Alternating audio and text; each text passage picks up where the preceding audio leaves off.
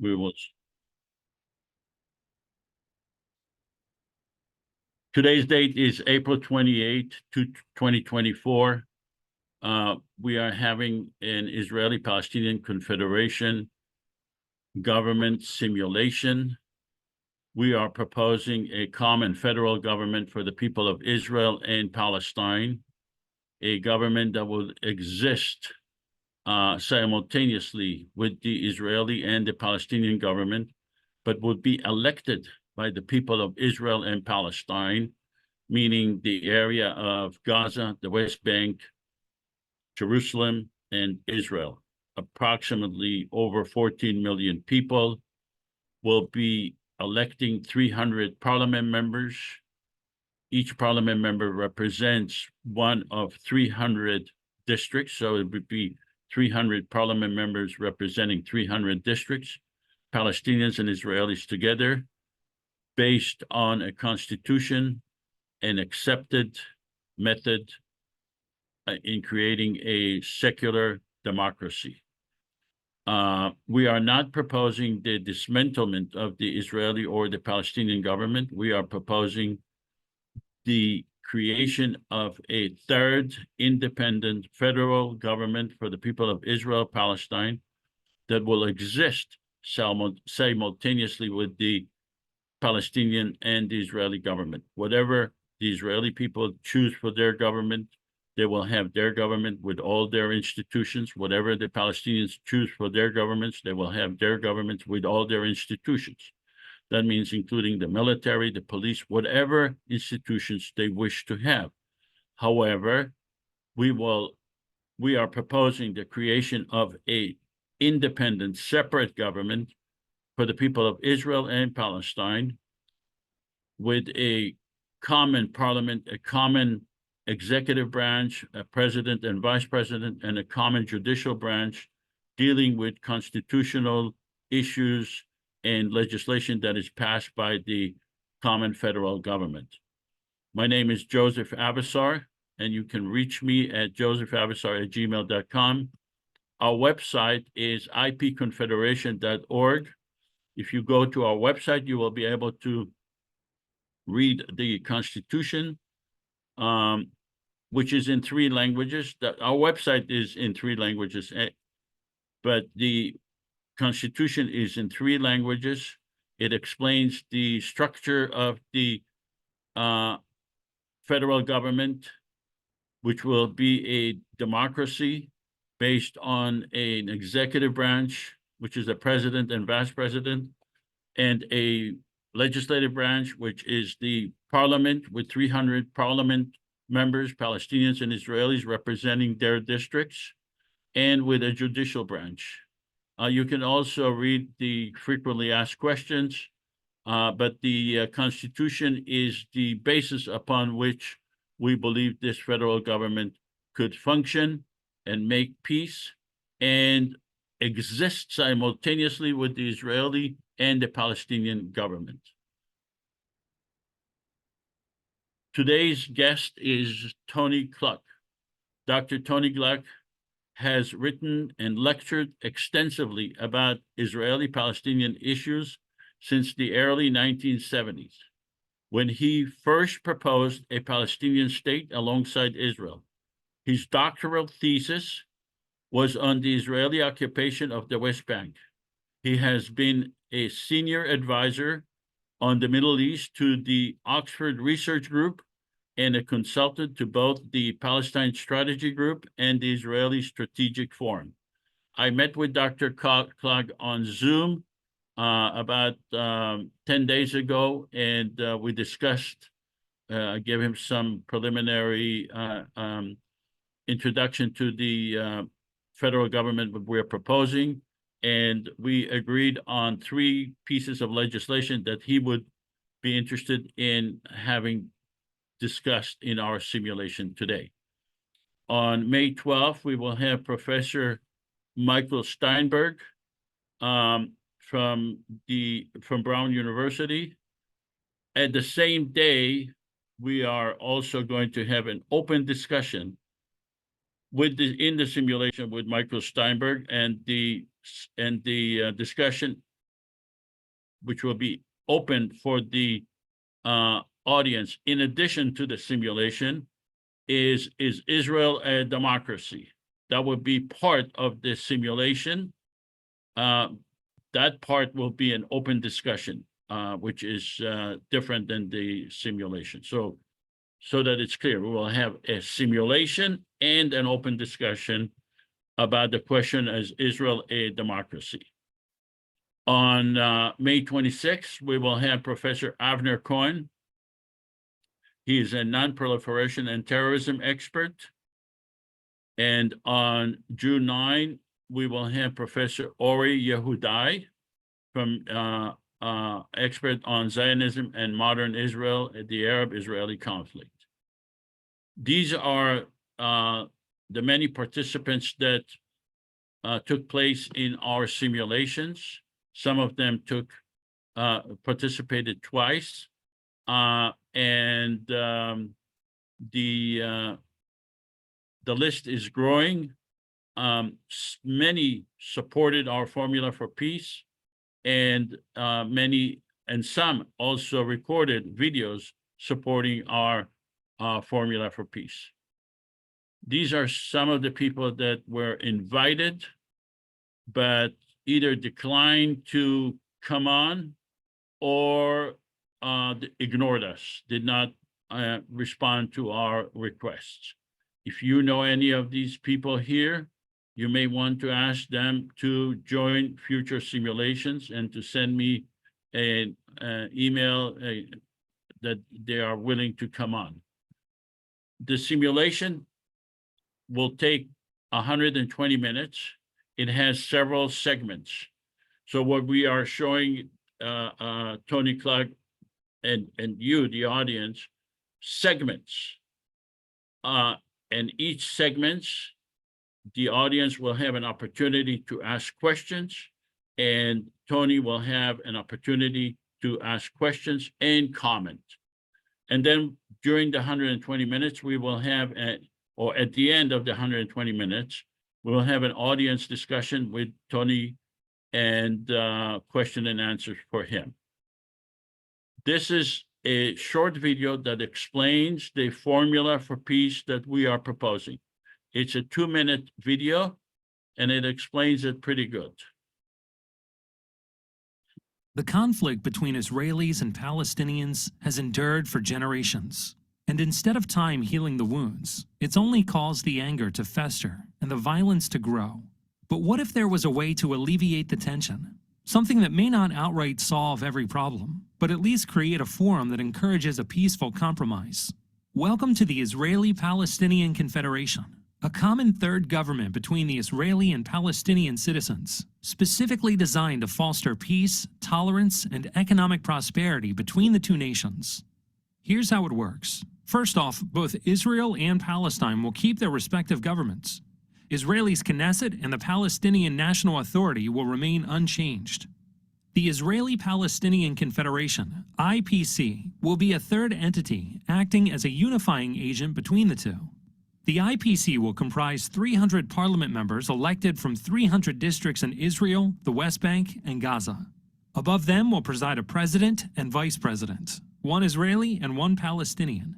In order for the IPC to pass a law, it will require a 55% majority from its Israeli representatives, as well as a 55% majority from its Palestinian representatives, thereby preventing either side from monopolizing the legislature. Of course, the IPC won't undermine the political power of either the Israeli or the Palestinian government. At any time, Israel or Palestine may veto a law passed by the IPC. If neither side vetoes, the law is passed. And the two nations are another step closer to resolution. Please help us make this a reality. The Israeli-Palestinian Confederation. We might speak different languages, but we all mean the same thing. So we are actually going to be simulating what we saw in the video, and you will take part of the simulation. Most of you will be asked to take part as Palestinians and Israeli parliament members, and you'll be able to vote and ask questions. At the beginning of each simulation, we take a survey and ask all of you at this time to vote. Do you support a common federal government for the people of Israel and Palestine? And we will compare that vote to another vote that we will conduct at the end of the simulation. So please vote right now. Do you support a common government for the people of Israel and Palestine? Please vote. You can vote either yes or no. I know that some of you on the phone cannot vote, but that's okay. We will do whatever we can. So I'll give you 10 more seconds to vote, and then we'll publish the vote. Okay, Dan, can you publish the vote? So 51 out of 53 voted yes. That's 96% voted yes. And 2 out of 53 voted no. That's 4%. And hopefully we will change the minds in favor of the federal government at the end of when we conduct the second survey at the end of the simulation.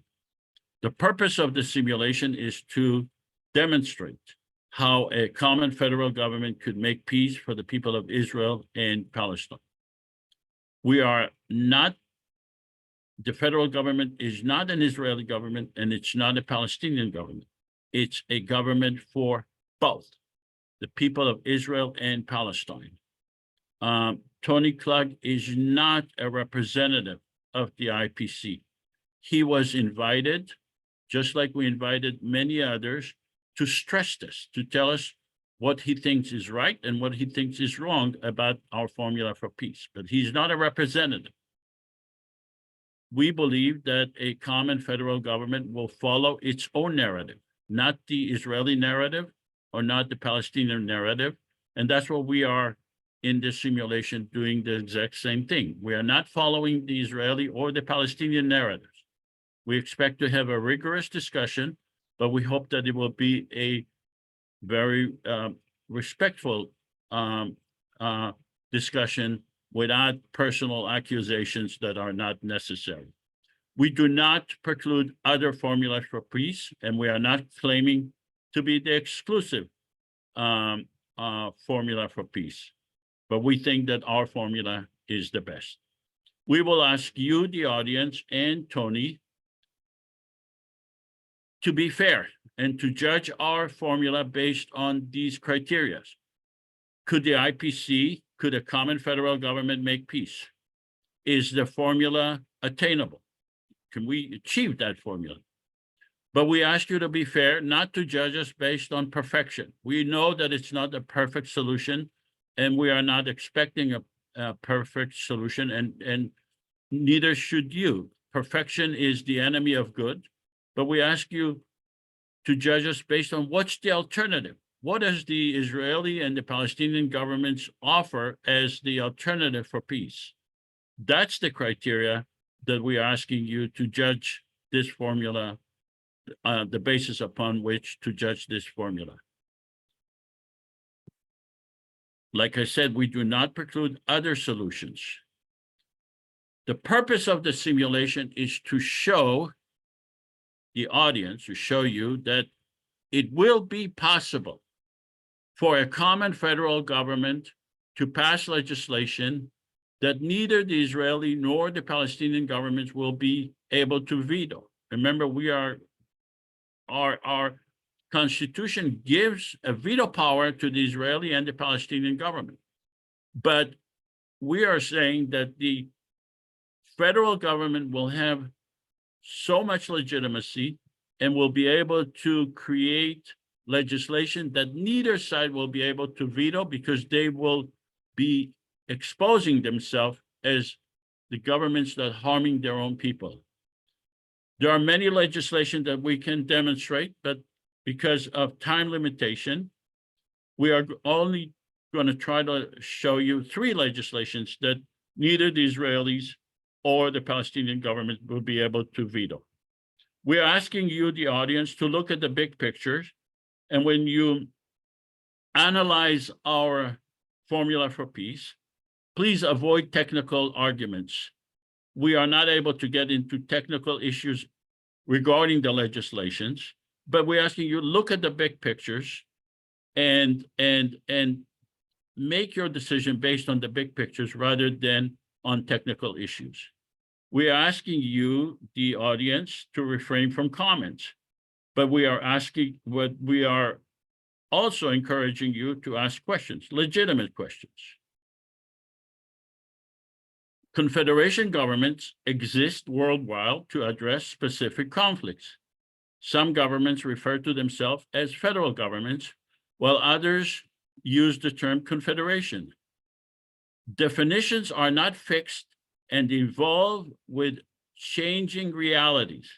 In the context of Israel-Palestine, the IPC defines confederation as a shared government for the people of Israel and Palestine, guided by democratic principles outlined in the IPC Constitution. That's the Constitution that I spoke about at the beginning, which can be found at ipconfederation.org.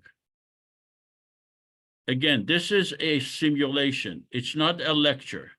We are showing you how we are mimicking the operation of an existing or proposed system. Regarding questions versus comments, if I show you an airplane and you say, Joseph, how does this thing fly? That's a legitimate question. We encourage questions. But a comment is, airplanes cause pollution.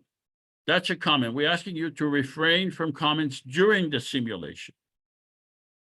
Questions help understand the concept. That's why we're asking you to ask questions. We're encouraging questions. However, comments, when you make comments, they derail the simulation and prevent us from a full uninterrupted presentation. So we're asking you for your courtesy in allowing us a full opportunity to present the IPC formula. Make your comments at the end or write them on the Zoom chat feature. In other words, if you have comments that are going through your mind while these simulations are going on, if you say this is a pie in the sky, this will never work, whatever it is, that keep that to the end. Don't derail our opportunity. This is a one-time opportunity we have to show you what the common government could do. If you want to have an understanding, that's totally legitimate. Ask questions. We love questions, but real questions, not comments that are disguised as questions. This is the heart of the simulation. We are asking you to accept certain assumptions. And if you have not been paying attention up to now, please do so now.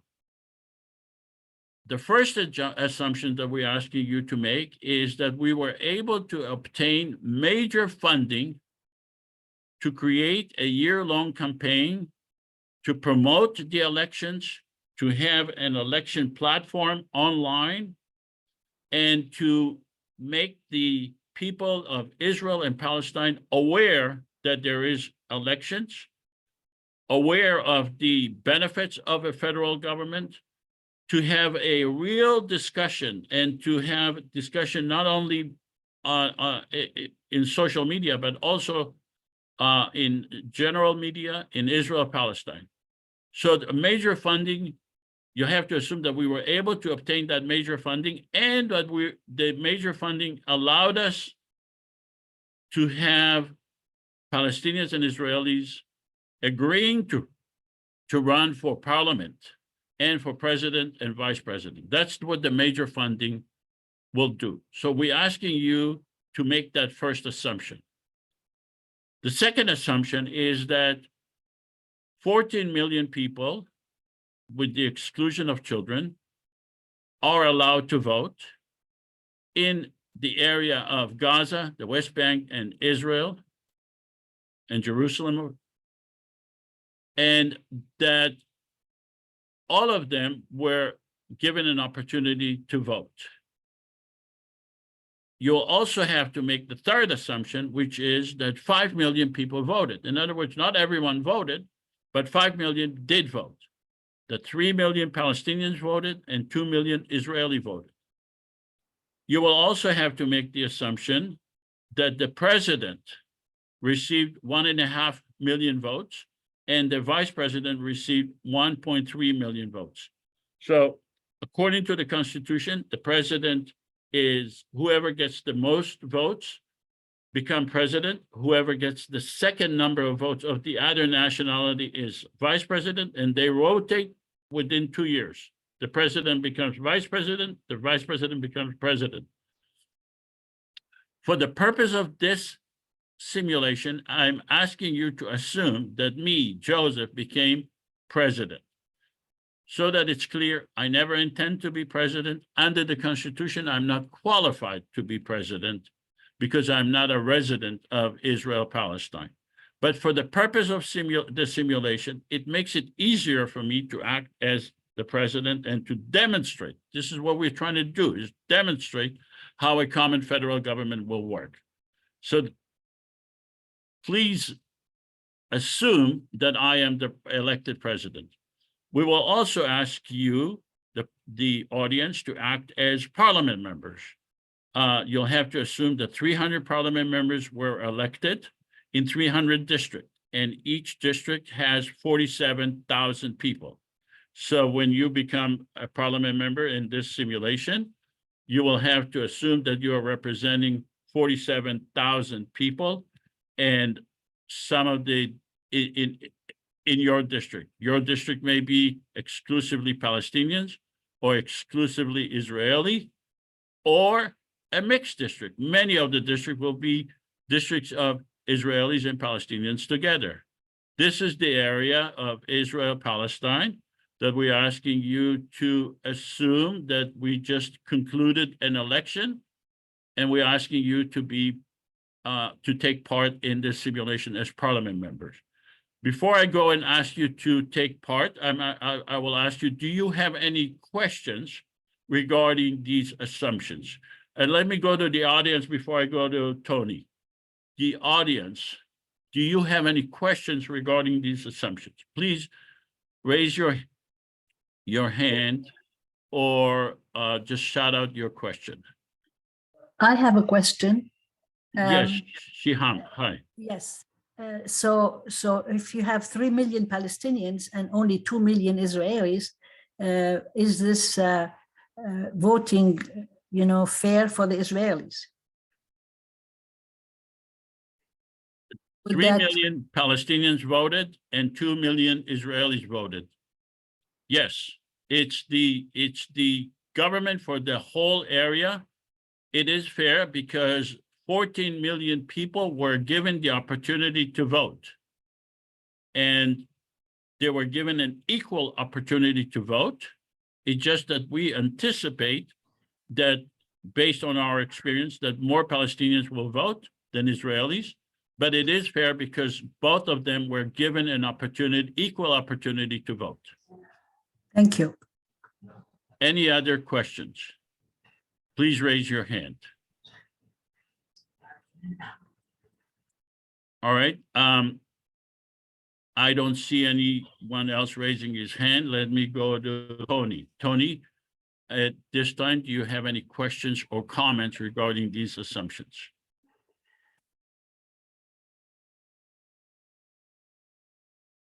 Tony?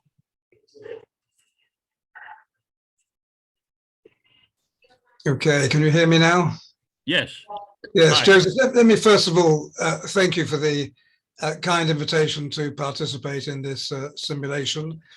As you asked me, I have scrutinized the Constitution and some of the other materials, and I do have some comments to make on those.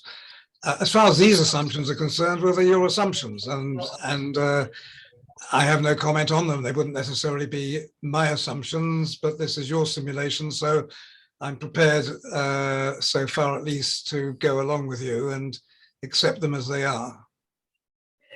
Do you see possibility that these assumptions become a reality if we are able to obtain major funding for a one-year campaign to promote the election?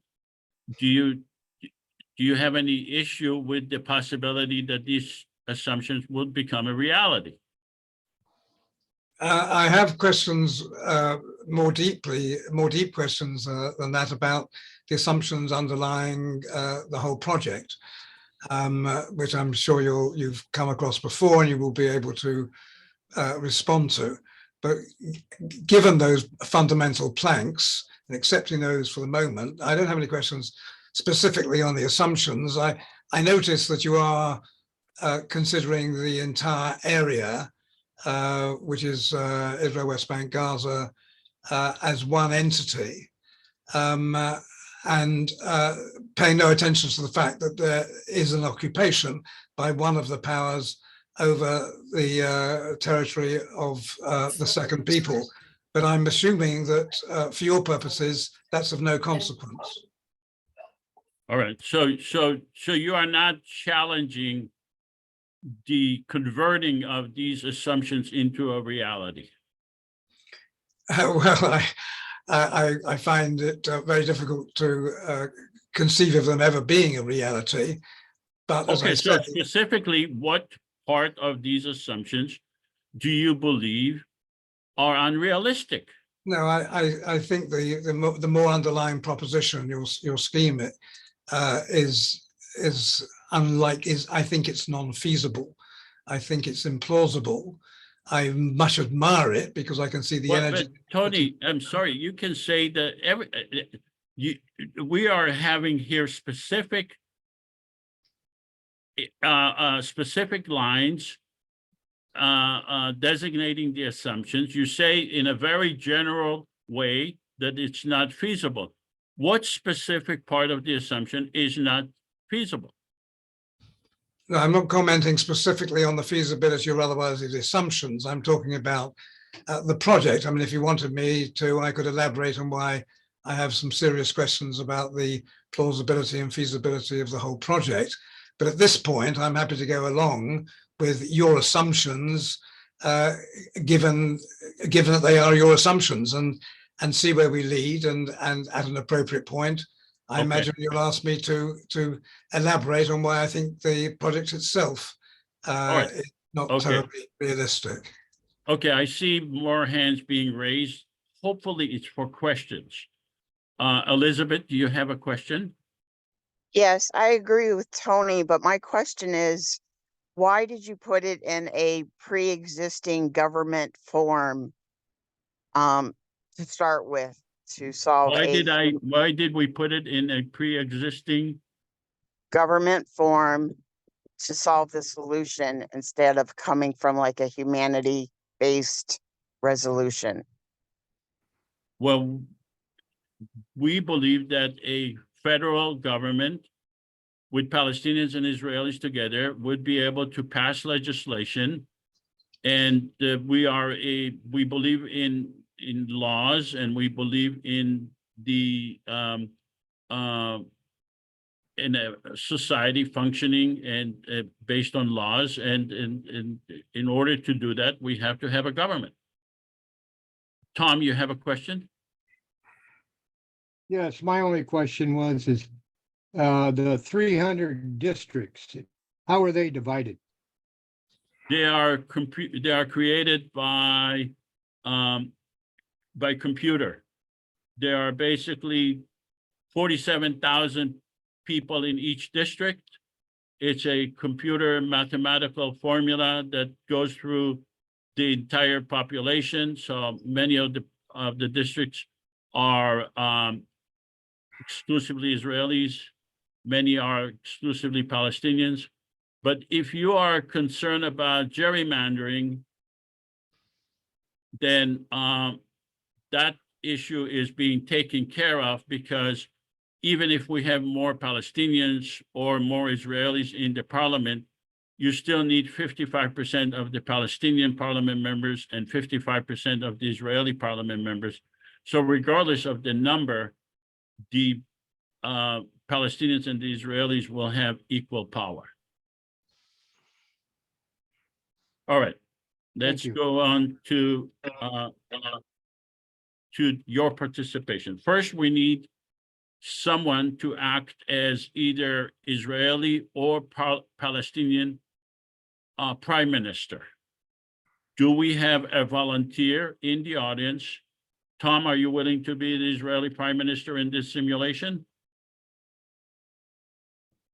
You need to unmute. I would rather watch, I think. Okay. All right. Do we have a person who is willing to act as Israeli prime minister in this simulation? I need a volunteer. This is a simulation. I need someone to volunteer to act as Israeli prime minister. I know you may not think he's the most popular person, but this is for the purpose of the simulation. That doesn't mean that your personal views are the same as the prime minister of Israel. You just have to act as if you are the prime minister of Israel, and you have to assume his political persona.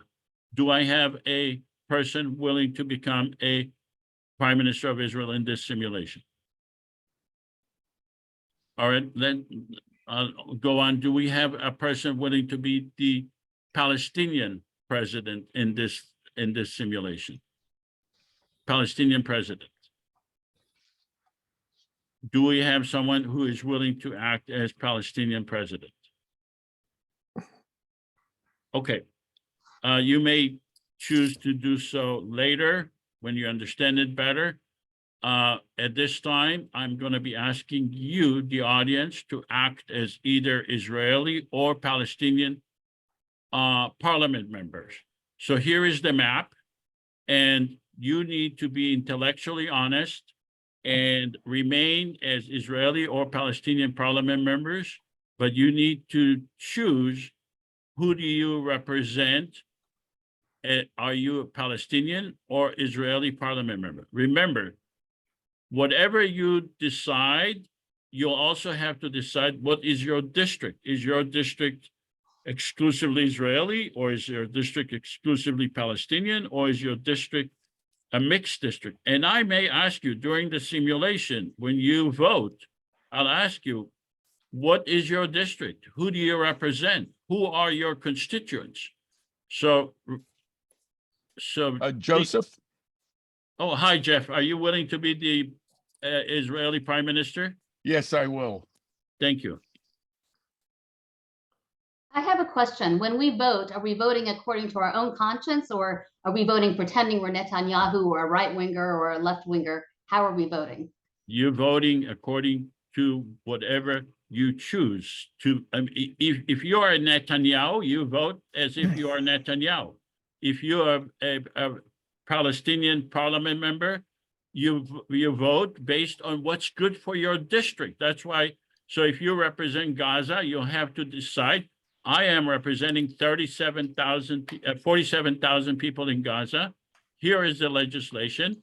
I am a Palestinian parliament member. I vote for the benefit of my district. If you are a president of Palestine, you vote based on your interest for the people of the Palestinian people.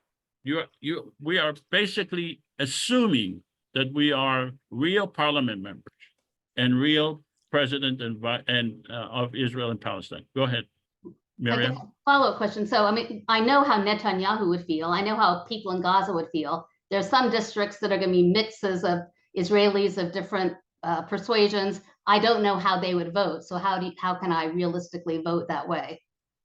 You just have to pretend that you are you a Palestinian or Israeli parliament member in this? Okay. And we're going to be hardline Israelis and hardline Palestinians? Yeah, you'll have to pretend whatever you are. We're just acting as if we are parliament members and president and prime minister of Israel. And the purpose is to show how it's going to work in real life. Can you publish the vote? We have 57% Palestinian parliament members. 25 out of 44 are Palestinian. and 19 out of 44 are Israelis. Okay? Question. Yes, Anna, hi. Um,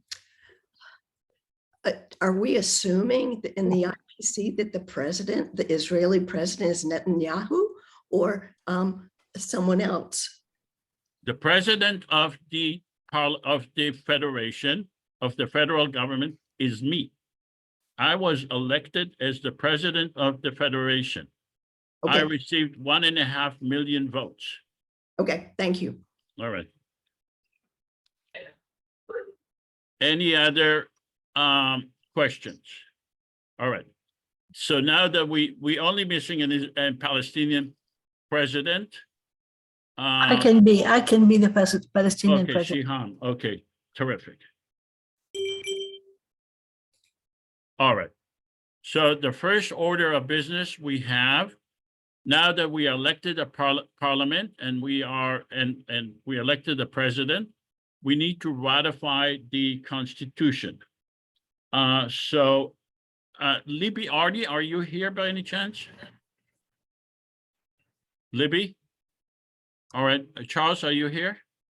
Yes, Could you please read the Constitution? we believe that Palestinians and Israelis are entitled to equal rights under the law and guaranteed human rights and freedom. The Israeli-Palestinian Confederation does not intend to supersede or supplant the Palestinian or Israeli governments, nor to abrogate or undermine any agreements between those governments. We recognize the need to work with the Israeli and Palestinian governments. Our purpose is to resolve conflicts and to expand the relationship between Palestinians and Israelis in a fair and equitable manner. We believe in equal rights under the law, guaranteed human rights and freedom for all. We voluntarily give the legislatures and the governments of Israel and Palestine veto power over legislation we pass relating to the domain of control of those governments. We believe in the separation of power between the legislative, executive, and judicial branches.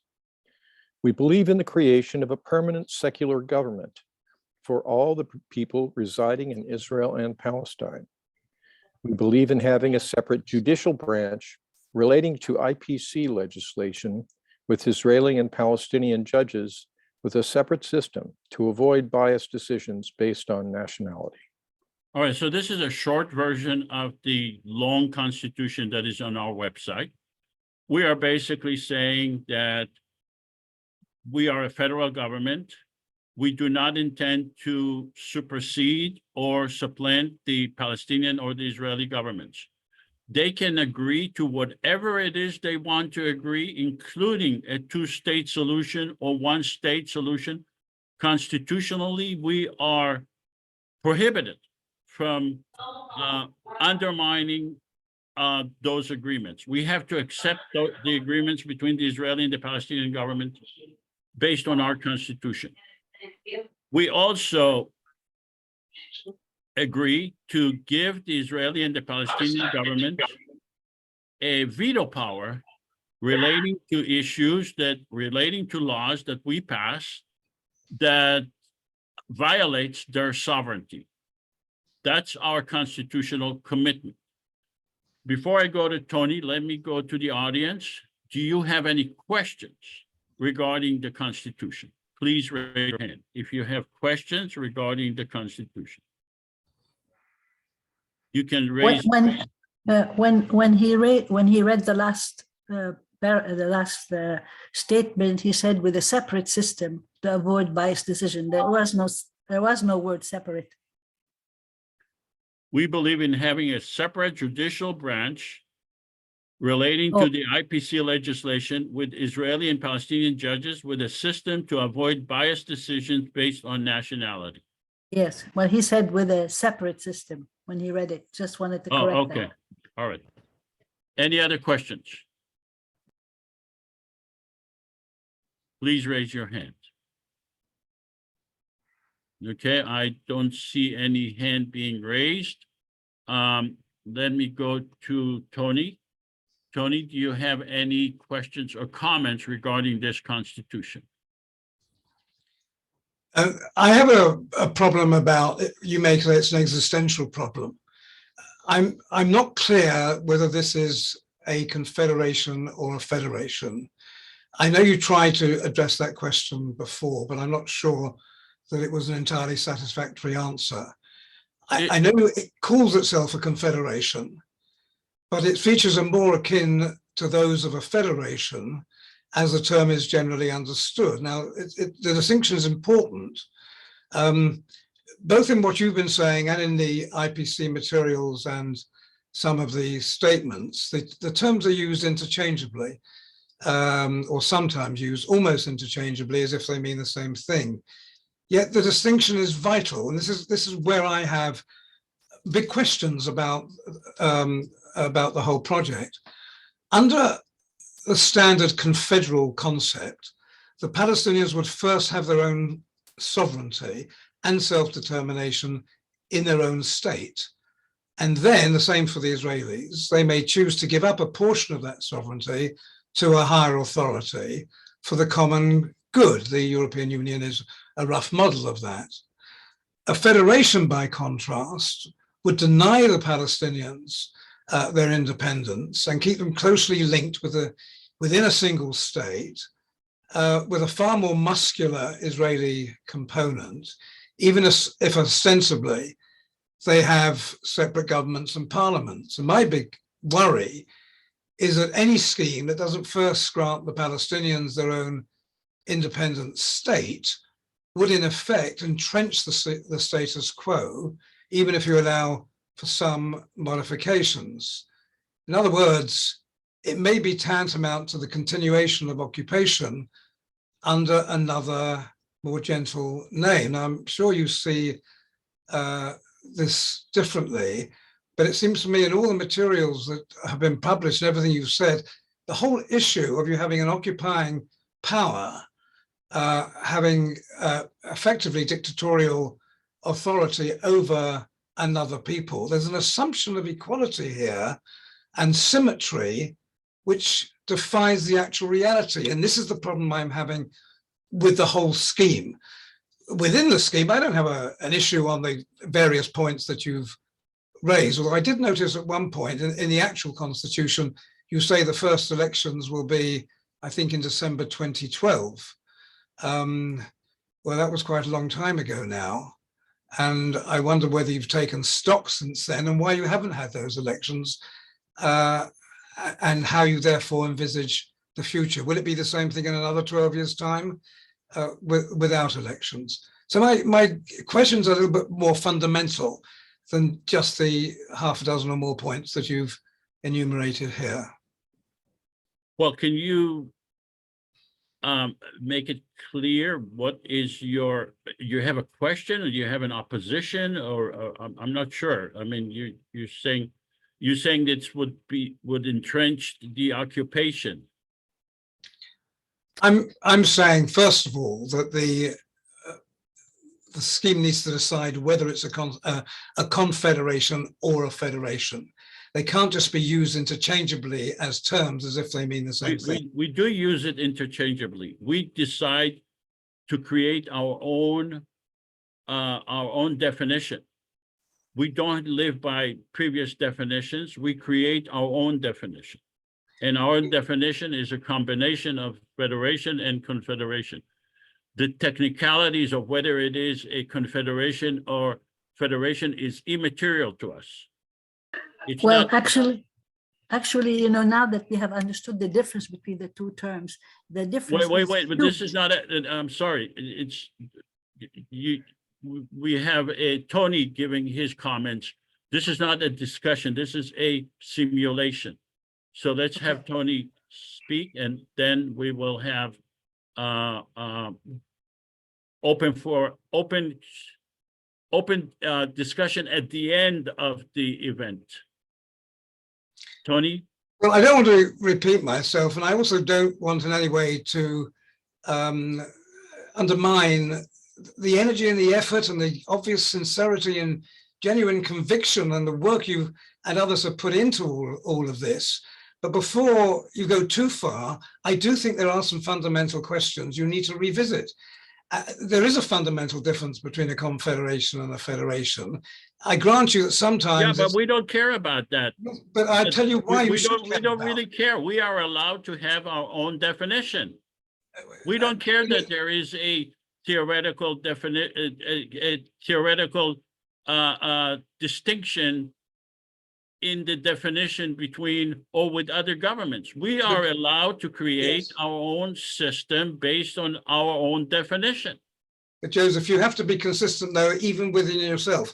Even if you want to ignore all other understood definitions of these terms and just create your own, you still have a requirement to be consistent with what it is. What's So inconsistent? Are we talking here, if you don't mind my just finishing the point, are we talking here about one state which come together under a confederation? We are speaking about one state. It's called the Israeli-Palestinian Confederation, with the existence of the Israeli government and the Palestinian government. We are the government of the whole area of Israel and Palestine. So to be clear, because that's what I would like to do, the Palestinians will not have their independence first. No, that's not what being implied here at all. Where do you get the federal government? The parliament can decide. Federal government and the federal government can decide to have two states. And like we said, we are constitutionally bound by any agreement between the Israeli and the Palestinian governments to have two states. So why are you saying to be clear about something that is contrary to what we just said in the Constitution? Well, if you want to define it as that, that's up to you. But I am trying to seek some clarification here. And I doubt very much that I'm the only one. But if you want to insist on what you've just said and not engage with the points I'm trying to raise, then that's entirely up to you. Well, how is it being clear that we are eliminating the possibility of a Palestinian or an Israeli state? From what you read here, how is this being clear? No, the Israeli state already exists. The question is whether there should first be a Palestinian state, and then the two states can agree on forming a confederation. But you're going straight to a confederation or a federation, I don't know which it is, without allowing the Palestinians ever to exercise self-determination in their own state. Now, how you get to that conclusion? Well, because you're not enabling the Palestinians to have their own state first. Why is this not enabling the Palestinians to have their own state? Where did you read anything that says that the Palestinians are prohibited from having their own state? Because you're moving straight to the umbrella body without enabling the Palestinians. It's not an umbrella body. It's a body that gives a veto power to the Israeli and the Palestinian governments. It's difficult to have the conversation if you keep jumping in and interrupting me midway through a thought. I apologize. Yes, okay. I mean, I'll try not to do the same thing myself. But the Israelis already have their state, and they are occupying another state, which is recognized as a state by 140 countries in the world, and has membership of the United Nations as a state, an observer state, but still nevertheless as a state.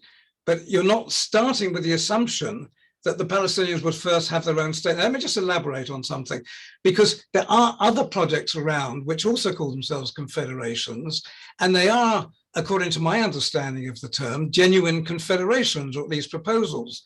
And they are joint Israeli-Palestinian initiatives.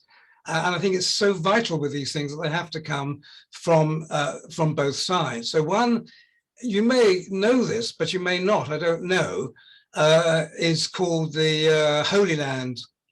It's called Land for All, Land for All. That's the second one. I'll come to that in a moment. The first one is the Holy Land Confederation.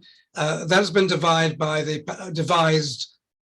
Palestinian Hiba Husseini, along with the Israeli Yossi Beilin. That's one of them, and there's a lot of literature on that on the internet, which is worth looking up. The other is, as you say, as you rightly say, Land for All, formerly known as Two States, One Homeland.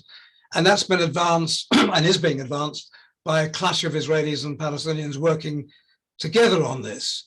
And I wonder what sort of contact you've had with them and whether you would consider throwing your weight and your resources behind those initiatives. But they're talking about confederations. You're talking about a confederation. Tony, let me explain to you. But you're talking about very different things. And that Right. causes a great deal of confusion. Right. Okay, you're absolutely right. What they are proposing is for the Israeli government and the Palestinian governments to create a federal, some sort of a federal government. That's what they are proposing. Okay. But there should be independence for the Palestinians first, is an integral part of the they want to create a Palestinian state first, an Israeli state first, and then once those states are created, they will create a federal government. That's what they are proposing. You're correct. Okay, and we are proposing, and we are pointing out that the Israeli and the Palestinian governments have 75 years to create a federal government and to create a federal state. We are basically saying that the Israeli government and the Palestinian governments are, or whatever, are the problem. They're not the solution, okay? They haven't been able to give peace. They've only been able to create peace talks, but not peace. So we are saying, okay, let's call this whatever it is. Let have them continue to have peace talks, but the people of Israel and Palestine are more important than the so-called governments of Israel and Palestine. But we are not taking away their opportunity to create any agreements between them. But we are saying, well, let's move forward. After 75 years, the people are more important than the government. And by the way, the federal government is the most likely institution to create two states if the people of Israel Palestine want that. So you are basically insisting to have two states first, but you are not admitting that in your bio you said that you proposed two states in the 1970s. We are in 2024. It's time to move on. It's time to admit that the two-state solution has failed, and we cannot wait for the Israeli and the Palestinian government to give the people of Israel and Palestine peace after they have created more violence for the people of Israel and Palestine. You're saying, no, let's wait until the old system that had failed for 75 years will succeed. That's the difference between your approach and our approach. Will you allow me to respond? Yeah, I will. Yes. Okay, look, I'm very conscious of the fact that I did propose the two-state idea more than 50 years ago, and the danger of being stubborn and not changing my view on that just because I've held it and proposed it all those years ago. However, that's not the reason why I still propose it. The reason, first of all, it's not true to say that the solution has failed. The solution has never been tried. The process has failed because the process has been flawed right from the very beginning. And I'm concerned that you're putting forward a proposal which repeats the same errors of a flawed process. And that's what I'm trying to address now so that you can address it. The reason I proposed two states all those years ago was because having done a hell of a lot of research and travel and talking to a lot of people and writing the two narratives, it became clear to me that the absolute minimum core aspirations of each of the peoples was for self-determination in their own state, in the country that each claims as its own. And I have seen absolutely no evidence that any of that has changed. If anything, the sense of national identity on both sides is stronger now than it ever was. The problem, the reason why there hasn't been a solution is because there's been no serious effort to allow a Palestinian state to come into existence. And the Israeli state instead has settled its own population on the West Bank, the main constituent of a future Palestinian state.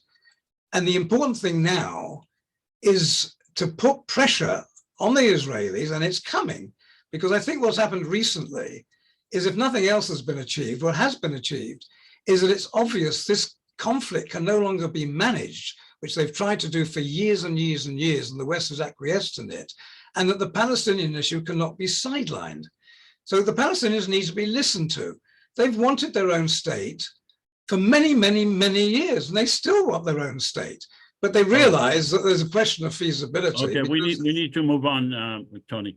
Okay, let's have a vote to ratify the Constitution. Palestinian Parliament members, please There are no ratify the questions. Constitution. If you do not ratify the Constitution, you will be expelled from the Parliament. So, Palestinian Parliament members, do you ratify the Constitution? Okay, publish the votes. 95% of the Palestinian Parliament members ratify the Constitution. The one person who voted no will be expelled, and whoever takes his place, whoever gets the second number of votes in his or her district will become Parliament members as long as they ratify the Constitution. Let's go to the Israeli Parliament members. Israeli Parliament members, please ratify the Constitution. Again, if you vote no, you will be expelled from the Constitution, from the Parliament. Okay, publish the vote. Again, 95% of the Israeli Parliament members voted yes. The one person who voted no will be expelled, and whoever gets the number of vote, a second number of votes in his or her district will become a Parliament member as long as they accept the Constitution. Let's go to the first legislative question, and that is granting a veto power to the separate government. Charles, can you read that, please? The Confederation is the government of the entire population of Israel and Palestine, from the river to the sea. We recognize the Palestinian and Israeli governments and are seeking their cooperation to implement our vision for peace by giving them a veto. We will do our utmost to satisfy the essential needs of each government. We are pleading with the Palestinian and Israeli public to understand that while we would like to pass the best legislation possible to improve their lives, under these constraints, a perfect legislation is not possible. We hereby bestow a veto power relating to legislation affecting sovereignty to the following: the government of Israel on issues in which it is indispensable, the Palestinian government on issues in which it is indispensable. In the event of changes in the entirety of the Israeli or Palestinian governments, this legislation may be amended or repealed, subject to the IPC Constitution. The Parliament will decide on indispensability. Vetoes may be bestowed individually or collectively. All right. So some people ask, what's the difference between dispensable and indispensable? A government is indispensable if its cooperation is necessary to implement the IPC legislation. Example, use of land. If we have legislation regarding land, regarding police, regarding the removal of the wall. But it is dispensable if regarding issues that relate to the IPC budget or ratifying the Constitution or appointing ministers. That's the difference as far as we are concerned. And then some people ask, why are we giving a veto power? Why give a veto power to the Palestinian and the Israeli government? Because a veto power provides safety net to both sides. It increases the likelihood of Israelis and Palestinians participating, voting, and willing to run for parliament and president. It decreases the Israeli and Palestinian government's opposition. It removes any claims that the IPC is a subversive or has subversive intentions, and gives legal protection to the candidates. It compels the IPC to thread the needle to find the least objectionable legislation and creates a platform for negotiation between those governments and the common federal government with a deadline. So let's go back to granting a veto power. Does anyone have any questions regarding this legislation? Please raise your hand if you have questions regarding this legislation. I'm sorry, I have a more fundamental question about who is the Palestinian government. You said we're assuming that Netanyahu is the Israeli government. Are we assuming Hamas is the government, Fatah is the government, some new type of government? I don't understand what our assumptions are in terms of the Palestinian government. Okay, it says the parliament will decide on indispensability. So we decide who is the government depending on the specific issue. If there is no issue, we don't really care if it's an Israeli government or Palestinian government because they don't have an issue to deal with. But who is representing the Palestinian government at this forum? Is it Hamas? Is it Fatah? Or is it At this forum, we just have a generic Palestinian parliament. We don't have, we did not break it down. Well, there's so many assumptions that, I mean, whether Hamas is in charge or Fatah or some new government that represents the people, that could determine everything. For us, the determination of what specific governments we have to deal with is dependent on whether they are indispensable. In other words, can they prevent us from implementing the legislation? That's the government that we deal with at the time. Okay. Does anyone, Shlomo, do you have a question? I have a question related to the discussion with Tony. Question, please. Yeah, why would we bother with confederation and governments? And there is only one government now, and the Hamas might be the other, but the moment we declare one country for all people between the river and the sea, and that's all we need to deal with. Let's simplify it and just deal with. What is your question, Shlomo? That's it. And we can call the country Canaan or whatever you like, or the Holy. I don't like the Holy Land. I don't like all these holies. I don't like self-determination either. Why won't we just say we are determined to be humans between the river and the sea, and we are determined to have equal rights? Simple as that. All right. That's a question to Tony. You can ask him later. Let's have the Palestinian parliament members please vote on this granting a veto power to the separate government. Palestinian parliament members, please vote.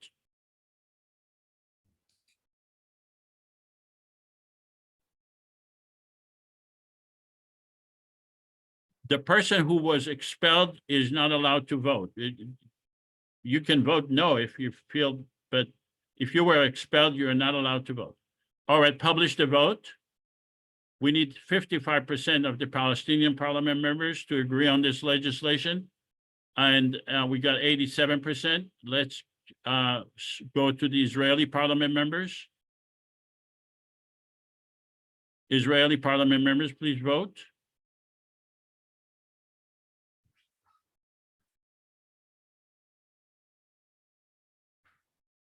Publish the vote. 95% of the Israeli parliament members voted to give a veto power. So this legislation passed both the Israeli and the Palestinian parliament. And it does not have, and the Israeli and the Palestinian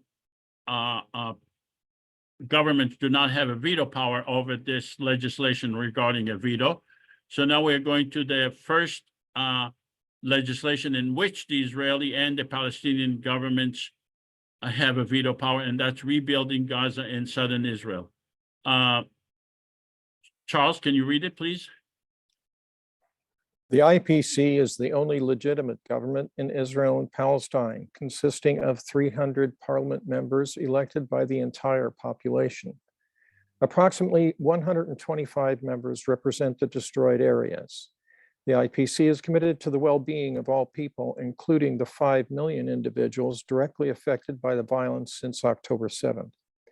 The IPC believes that the future of the Gaza and Israeli people is interconnected.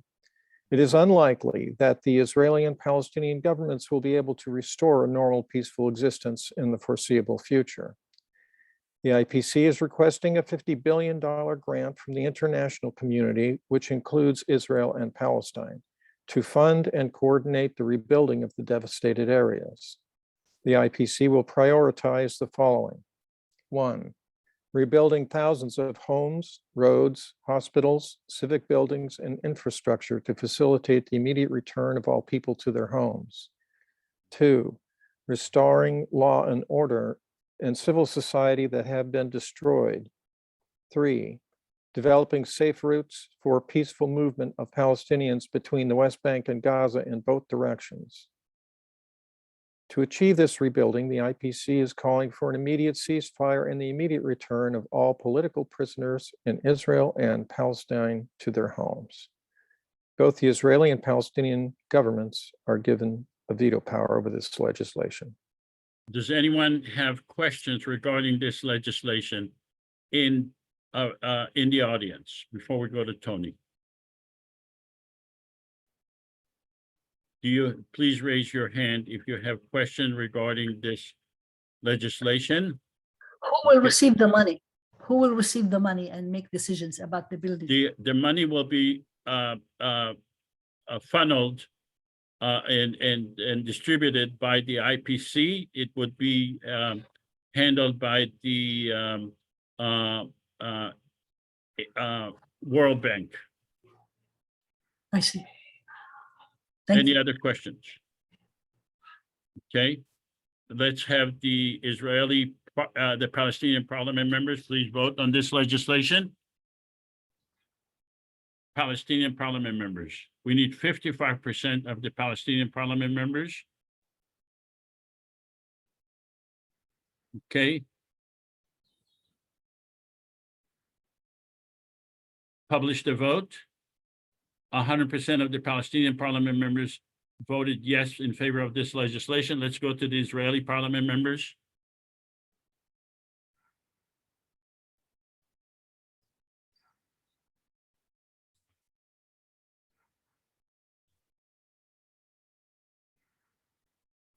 Israeli parliament members, please vote. Publish the vote. 89% of the Israeli parliament members voted in favor of this legislation. Congratulations. Let's now go to Tony and have you make your comments and questions if you have any. Tony. First of all, Joseph, I would say. Excuse me, doesn't the Oh, I'm sorry. I am absolutely sorry. I ignored. The president of Palestine, do you have a veto? Are you going to veto this legislation? No. Okay.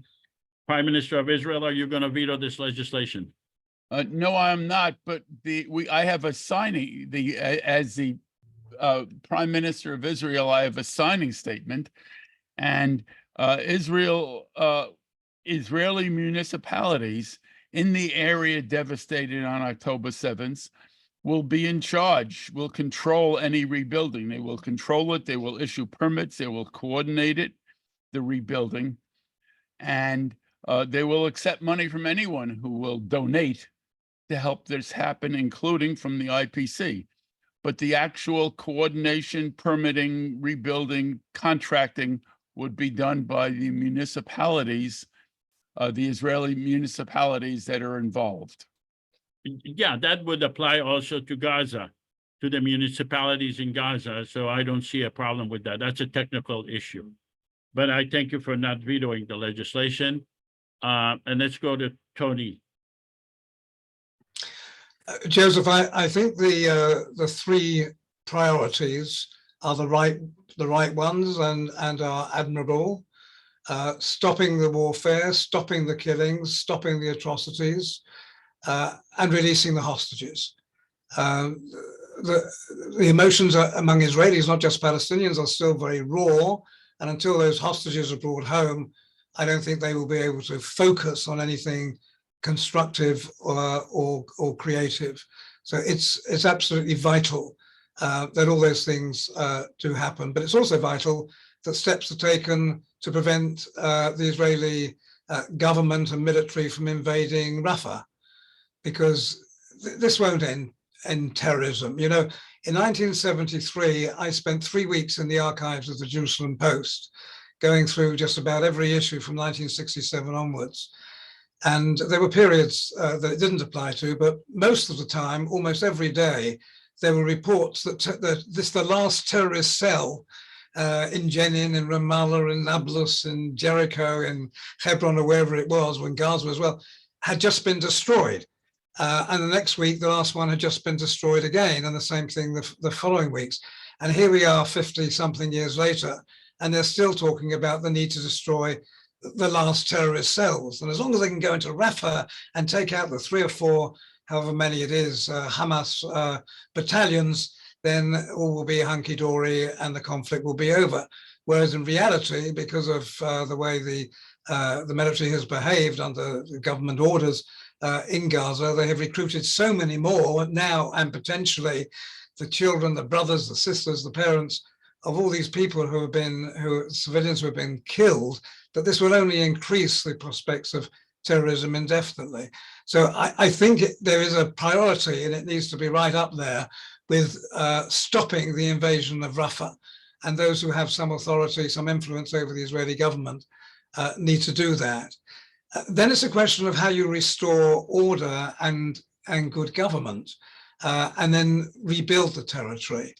I find that very difficult. I know we're simulating, but as long as Netanyahu and his cronies are in government, especially the far right, I don't see any chance of any of that happening. There would have to be new Israeli elections with a commitment to end these sorts of actions and end the occupation, because the occupation has been at the root of these problems for many, many years. And you can only end the occupation by Israel withdrawing from the occupied territories. And that's by way of response to a question which was raised earlier. Now, just briefly, let me just add that I think the initiative needs to come from the region, from the Arab world. I think they need to take command, together with the international community, under the auspices ideally of the United Nations.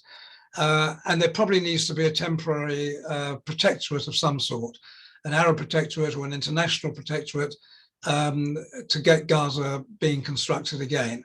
But not to lose sight of the need for the end of occupation, because that has been at the root of these problems.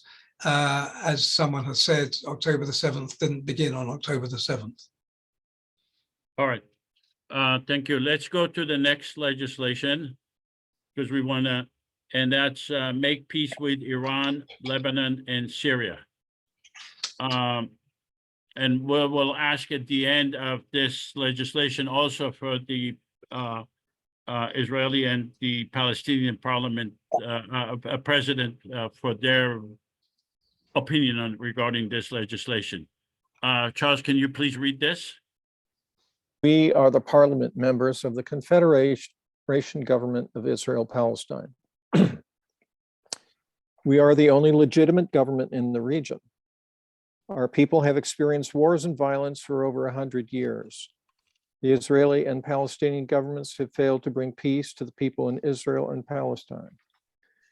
Therefore, we are taking the initiative to protect all the people in Israel, Palestine, and provide them with peace. To achieve this, we are forming our own delegations to directly meet with the authorities in Israel, Palestine, Lebanon, Syria, and Iran for the purpose of making peace in the region. Our intention is to demand that all these governments and entities agree to cease violence and threats against each other and work towards a lasting peace, and to work as a facilitator and promoter of peace between these governments. Our goal is to be fair and objective, and to expose any governments or entities that pose a threat to our people. All right, does anyone have any questions from the audience before we vote and before we go to the Israeli and the Palestinian governments? Elizabeth, you have a question. Please ask your question. Yes, who would enforce this? I'm sorry? Who would enforce this? Well, this is not a legislation. This is just I mean, it is a legislation, but it is meant to publicly expose the governments that are threatening each other and to try to have a fact-finding information in order to demand that the responsible governments, the governments that are overly aggressive and are not caring about peace, to expose them to the people of the world and to the people of Israel and Palestine. That's our purpose. Okay, I have a comment. No, it's only questions at this I mean, time. a question. Okay, will Israel return the Golan Heights to Syria before That's not this part of happens? this legislation. It's not We part of the are legislation. trying to understand what's going on, and we want to create our own delegations to see if there is a good way to make peace. We haven't made a decision yet. We are just the purpose of this legislation is to show that we are the people of Israel and Palestine. We are together, and we are sick and tired of these governments threatening each other. And we want to investigate and find out why are they in constant wars with each other. And we want to once we find out, we will expose the governments that are, in our opinion, threatening our lives, our peace. But in order to do this, you have to remove the reason why the violence keeps happening. You know, you need to return the Golan Heights to the Syrians. We are exploring. We want to go Okay. to meet in person with the government of Iran, with the government of Lebanon, with the government of Syria, and with the government of Israel, and find out what is the real problem. We don't want to be finding the information on the internet, on YouTube. We want to speak to them in person and ask them hard questions, because we are Christian, Muslim, and Jews who live together and want to be protected. We don't want to live under constant fear of war. Any other questions? Joseph, wouldn't you say that this piece of legislation describes basically the diplomatic initiative of the IPC, that we would be establishing our own diplomatic department, and that's what this would be? Correct. Okay, all right. All right. Okay, seeing no other questions, let's have a Palestinian parliament members please vote on this. Do you agree, Palestinian parliament members?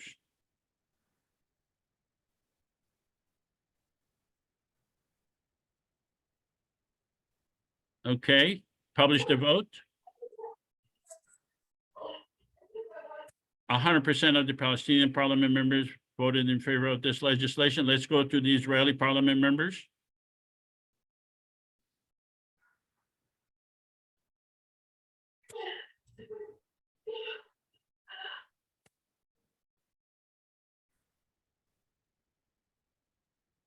Publish the vote.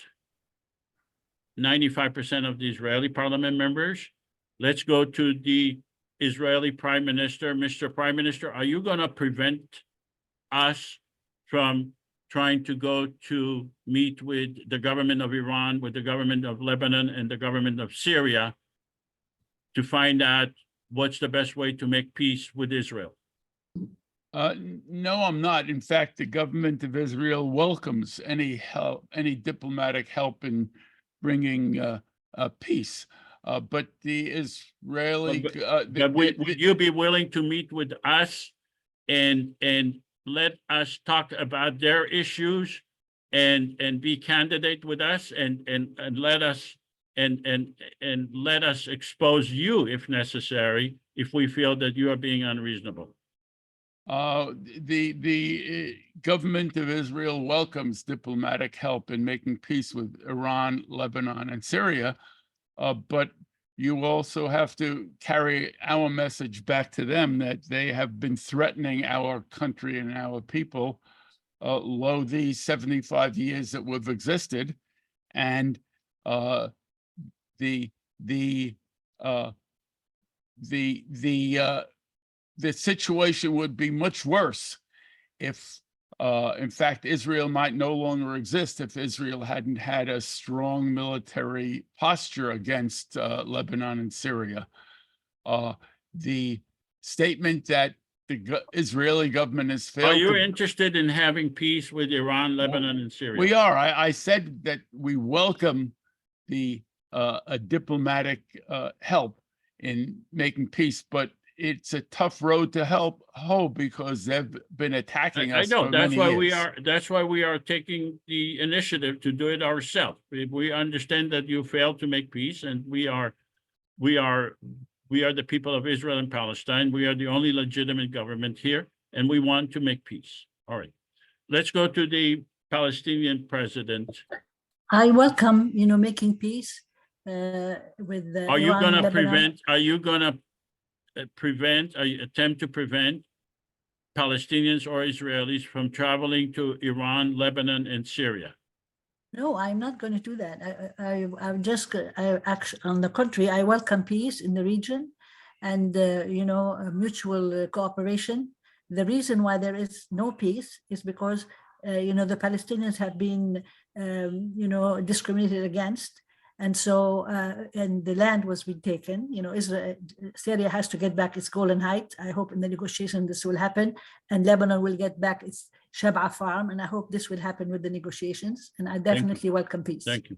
Let me go back to the Prime Minister of Israel. Mr. Prime Minister, if need be, if we find out that Iran says that they are willing to have peace with Israel, as long as Israel dismantle its nuclear arsenal, and it's willing to do the same thing on its part, would you be willing to do that? That is not an issue that I, as the prime minister, I can deal with by myself. That is a issue of the nuclear. First of all, we don't admit that we have nuclear weapons, so we can't discuss that. Okay, but will you be willing to have a mutual inspection of nuclear facilities, both in Iran and in Israel, to make sure that neither country have nuclear weapons to threaten each other? We're willing to have an inspection, just like we had an inspection for under Kennedy and Johnson, of our Dimona facility where we have peaceful nuclear activity. Yeah, that's over 60 years ago. All right, thank you. Let's go to Tony now. Tony, what are your thoughts? Well, I have more than one thought. The first one is why do you think anyone would want to see you? You may claim to be the only legitimate government in the region, but you have no clout. More important to most of these governments is who can deliver the goods. What do you mean we have no clout? We have been elected by 5 million people. We have been recognized by the world. We just received $50 billion to help Israel and Gaza. We are the most popular government in the world at this time. What do you mean we have no clout? Well, you're making some massive assumptions there. Yes, I am. I am. That's part of the assumption. Yes, well, you could also assume that you have a nuclear deterrent if you want to. I mean, we are all acting under these assumptions, Tony. Yes, but if the assumptions are completely unrealistic, it's difficult to actually get I asked you what's unrealistic, and you refuse to say what's unrealistic. You didn't say what's unrealistic other than the word unrealistic. Well, I asked you line by line, tell me what's unrealistic. I'll go back to them if you want. Tell me what's unrealistic. Well, first of all, I can't see any reason why international institutions should grant this entity billions and billions of dollars rather than put it through. Here they are. What's unrealistic about the assumptions? That they are unrealistic. That there's no basis for believing those things can happen. That's what's meant by. Well, that's very, very general. I have very specific lines, part of the assumptions. This is pretending. What part of them is unrealistic? Please Because tell it's a me. fantasy world. You have no Look, basis for but it. that's I'm the government of Iran or Syria, and this self-appointed group, which okay, has had look, elections, you're maybe it dealing with has. generalities because you do not want to deal with specifics. Okay, it doesn't have territory. It doesn't have a population. It does have, look at the assumptions. 14 million people in the Israel, the West Bank, Gaza, and Jerusalem. Why do you say it doesn't have territory? Because it doesn't have territory. It may have had a cyber vote, possibly, even that's a big assumption, but let's grant that one, by all these many millions of people, but it doesn't have control of territory, and it doesn't control the population, and it doesn't have a real police force, and it doesn't have a military. What governments are interested But in. that's how difficult to every cause- democracy starts. Yes. It defines its border, it defines its population, and they say, let's have an election.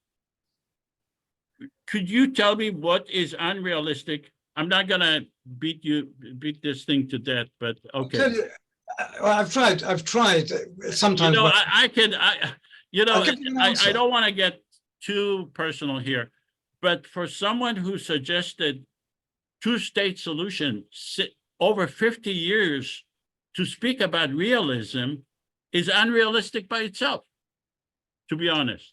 All right. Well, I fundamentally disagree with that. The objective has always been highly realistic, and at the time that I proposed it in the early 1970s, I fully expected it to be implemented by the mid 1970s. The fact that the two-state proposal is a example of monumental failure.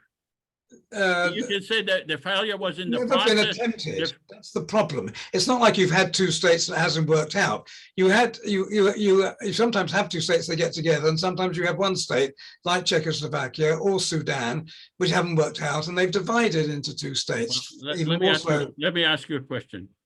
Would you suggest that we stop our efforts to create a federal government? A federal government, a confederal government, until you work out your terminology. Both federal confederation. Whatever you see, would you suggest that we stop our efforts? I think it's time to take stock about what you're trying to do. You expected to have elections by 2012. That's a long we time did have ago. the election in 2012. You expected to have to raise. We did have the election in 2012. The elections took place? Yes. So where is this? The election was a total failure. It was a total failure. They did not participate, but we did have the election. And these billions of dollars you're hoping to, how's that going, that you're hoping to raise? How's that going so far? I'm not hoping to raise billions of dollars. I'm hoping to raise $100 million. All right, $100 million. I thought. Okay, so that's part of the assumptions that you think is unrealistic. Why don't you just come out and say that? Joseph, I think you're being too dominant in this discussion. I think you should let Tony express his opinion and just relax. I agree.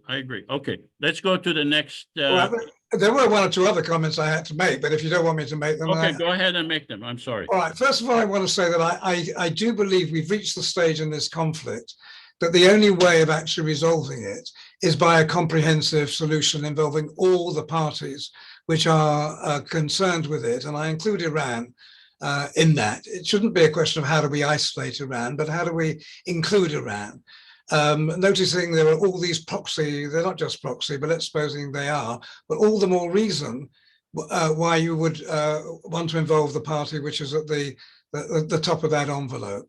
You know, when I started many years ago, there were specialists on different aspects, a specialist on Jordan, a specialist on Israel-Palestine, on Lebanon, on oil, on Gulf, on refugees, and they had their own discussions. There was hardly any interconnection between them. These days, you have to have a good overview of all these issues and their interconnectedness, and you can't resolve one without addressing the other at the same time. So insofar as you're saying that, then we have an agreement that we have to involve these other countries as well. But the mood music at the moment is just not right for that. It needs to be changed. And again, I think the initiative needs to come from the Arab world. It needs to assure the Palestinians on the one hand that they will have their self-determination and the occupation will end. And it needs to assure the Israelis, on the other hand, that they are welcome in the region and there won't be efforts to expel them or further to kill them. And to take a leaf out of Sadat's book on that, I won't go into that detail now, but I was in Egypt, then Israel, then Egypt again during that period of time. And his visit had a remarkable effect on the sense that Israelis felt we're welcome to stay. And with that, they were prepared to make concessions, in fact, return the whole of Sinai, which they otherwise weren't prepared to do. And I think you need something of that nature. It's not a precise parallel, but something of that nature, but with the aim of making comprehensive peace. All right. Let's go to the, well, let me ask you a question, Tony. Do you see a common federal government acting against the Palestinians or the Israelis, or do you see the IPC inconsistent with the Palestinians or the Israelis having their own determination? I think a confederal or even a federal roof has to come from the inside out. So it has to come from within, from the Israelis and the Palestinians, organically, not effectively be imposed from the outside in an unanchored way, put on top of them. And the effect of that in the immediate future anyway, would be not to enable the Palestinians to exercise their own self-determination. And there's one other aspect on that, which is, I don't know what the answer to this question is, but I have the impression that you're building this federation or confederation on the current existing governments. You have I'm sorry, on the what? On the existing governments. They're going to be the people who you're calling upon to have a veto or not to have a veto, but they're part of your scheme. But the Palestinian Authority has almost no authority. The Palestinian parliament doesn't exist in practice for many years. The Israeli government is a hard right, ultra-nationalist government, which isn't going to be interested in the opinions of anyone else. And the Israeli parliament is highly vigorous. So there's no symmetry there at all. But this whole scheme seems to me to be predicated on there being an underlying symmetry on both sides. It doesn't exist. So that's where I see one of the fundamental problems. All right. So the federal government does not stand on the shoulders of the Israeli or the Palestinian governments. You misunderstood that. The federal government could be created regardless of whether there is an Israeli or Palestinian government. If they do exist, then they get a veto power. But if they do not exist, then they don't have a veto power. There is no requirements. The scheme, as you called it, is not required, does not require the Israeli or the Palestinian governments to have a government, to exist at all. As you can see, they only have a veto power if they exist, but not whether they exist. All right, let's go to the next seeking UN recognition. Charles, can you please read that? Our purpose is to resolve conflicts and to expand the relationship between Palestinians and Israelis in a fair and equitable manner. We believe in the creation of a secular government for the people residing in Israel and Palestine. We believe in equal rights under the law, guaranteed human rights and freedom for all. We understand the de facto control of the state of Israel and the existence of the state of Palestine, neither of which represents the legitimate interest of the people in Israel, Palestine. We voluntarily give the legislatures and governments of Israel and Palestine veto power over legislation we pass relating to the matters under their control. We believe in the separation of power between the legislative, executive, and judicial branches. We are hereby seeking official UN recognition as a legitimate representative of the people of Israel, Palestine. Does anyone have any questions regarding this this legislation? Elizabeth? You have No, go ahead. I had a question about something else. Go ahead. Okay. Does anybody else have a question regarding this legislation? Okay, seeing no questions. I have a question. Will the recognition of this Palestinian Israeli state include the Palestinians from the 1948 refugees coming back to Palestine? It would be up to the parliament to decide all substantive issues. That would include the refugees, that would include the Jerusalem. All the issues will be decided by the federal government based on our constitution, which gives the Israeli and Palestinian government a veto power on matters upon which they are indispensable. Well, suppose that the Israelis veto that, so and the Palestinians do not want that. So how would that create a conflict, right? Correct. If How they do you have a veto resolve power, that conflict? What? if they have a veto power, and then the will veto the legislation veto? does not pass. If they have a veto power, the legislation does not pass, and it is up to the federal government for me, the president, to try to put pressure on the Israeli government and the Palestinian governments not to veto or to change the legislation to make it acceptable to the Israeli and the Palestinian government and to the federal government. It's a political process. That's what we are aiming for. Okay, but that political process will not in the future derail the repatriation of the Palestinians in their land. I hope. Well, we have legislation on that, and the legislation we are proposing on that is to have a combination of right of return and compensation to the Palestinian refugees. That we think would be acceptable to both the Palestinian and the Israeli governments. All right, let's have a vote on seeking UN recognition. Palestinian parliament members, please vote.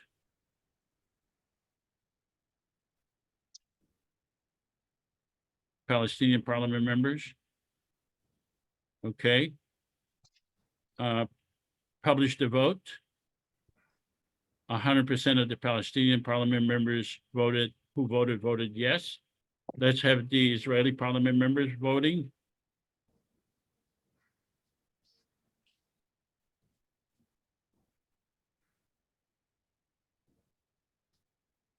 Okay, publish the vote.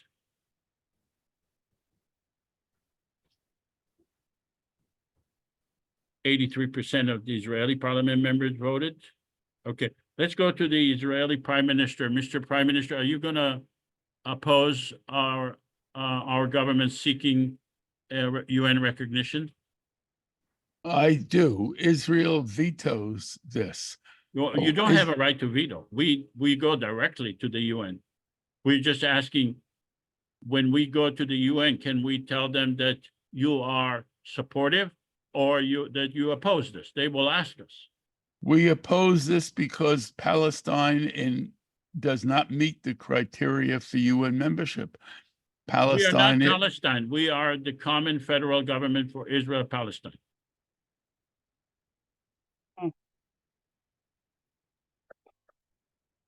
I apologize. I misunderstood this. I think it is. I haven't thought about this, so I'm going to accept it so we can go forward. Okay, let's go to the President of Palestine. Will you be supporting our legislation?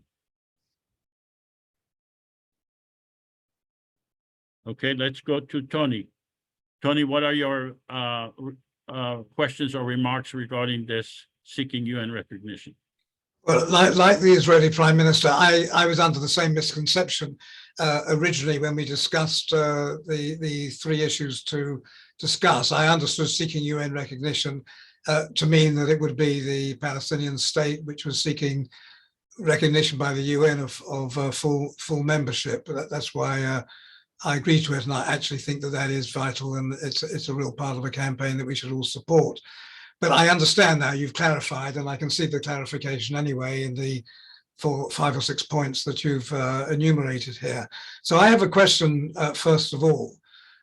In what capacity would you be applying for recognition? As an NGO or as a member state? As the government of Israel Palestine.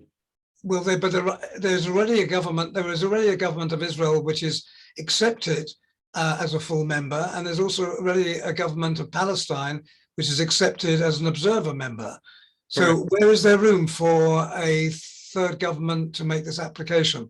I don't think it would get past the first door because there's no category for you. Well, the category is we are the government of Israel Palestine, and we are seeking UN recognition, and we are asking the General Assembly to vote on our accepting us as a member of what it says is a member of the recognized by the UN. What do you mean there is no room? I mean, That's like the European Union asking for representation in addition to France. It's just not going to happen. You can't have two entities representing a country. Okay, so are you saying we should not apply? Are you saying I'm saying I doubt that the are you saying it's international. going to fail? Are you saying, I mean, we don't know. We're doing it on our own. We are doing it in our own initiative. We are the only legitimate government in Israel Palestine. Well, that space is already occupied by 2 states. I think they will simply say to you, there isn't a category for your membership. If you want to apply as an NGO recognized by UNESCO, okay, go ahead there possibly. But if you're trying to take a space which has already been occupied. So, you know, I'm not saying here, don't do it. What I'm saying is I don't think you will. I don't think there's a chance that you'll get beyond the front door. Okay, I mean, usually the front door gives you the opportunity to apply, and that would be the governments of the world, the General Assembly will have to decide, just like the state of Israel was voted upon by the General Assembly. All right, so I think we got the point here, and let's go to our next issue, and that is post-simulation survey. After participating in the simulation, do you support a common federal government for the people of Israel and Palestine? Please vote.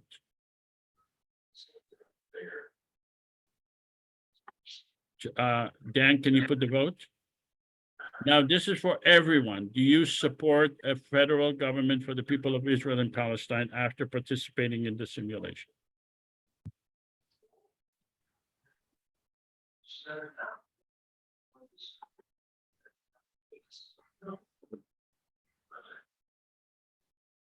Okay, can you publish the vote?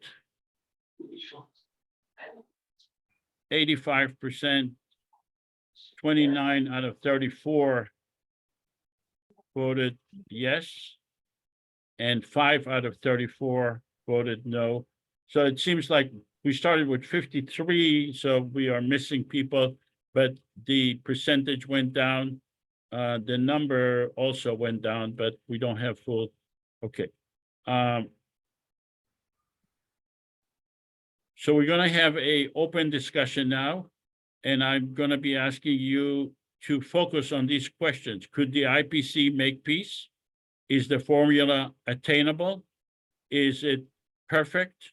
Or what's the alternative? And also, are these assumptions achievable?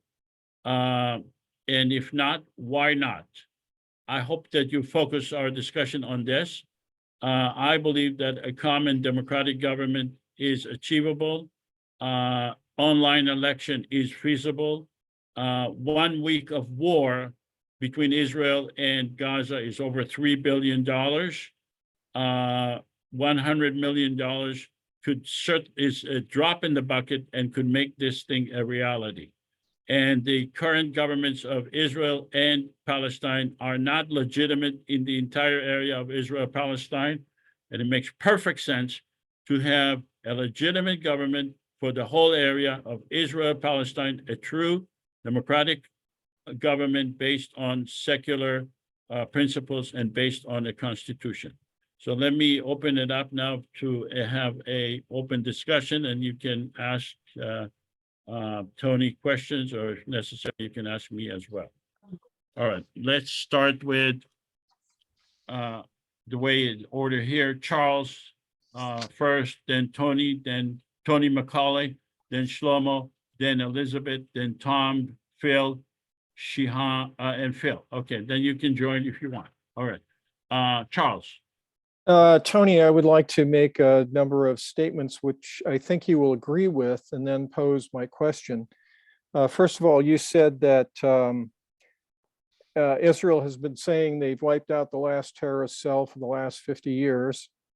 And another statement you said, which I agree with, is that there's stronger nationalist aspirations, feelings on both sides now. It hasn't diminished at all, and it seems to have increased. So given that there are a large proportion of people on both Palestinians and Israelis who basically demand that they foresee they should have access to the entire area of Israel-Palestine, how do you square that with the idea that in order to move forward, there has to be a Palestinian state? It seems to me, even were, first of all, Israel would not allow that to ever take place. They've always held it out like a carrot in front of the burro, just to keep things moving along while they claim more land. But even assuming that Israel allowed that to come into existence, such a state would be on 10% of the original land that was occupied by Palestinians. And they would never see that as just, and resistance would continue to happen. So it seems to me that the only possibility is somehow to try to thread the needle of satisfying the aspirations of all those who want access to the entire area, while at the same time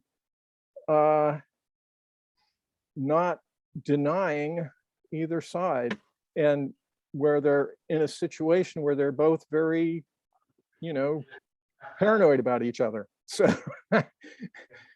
to me, that's the purpose of the IPC, and I'd like you to respond. These are important points, Charles, and I think they're serious points. Just a couple of factual corrections. It was 22% of the land, not 10% of the land.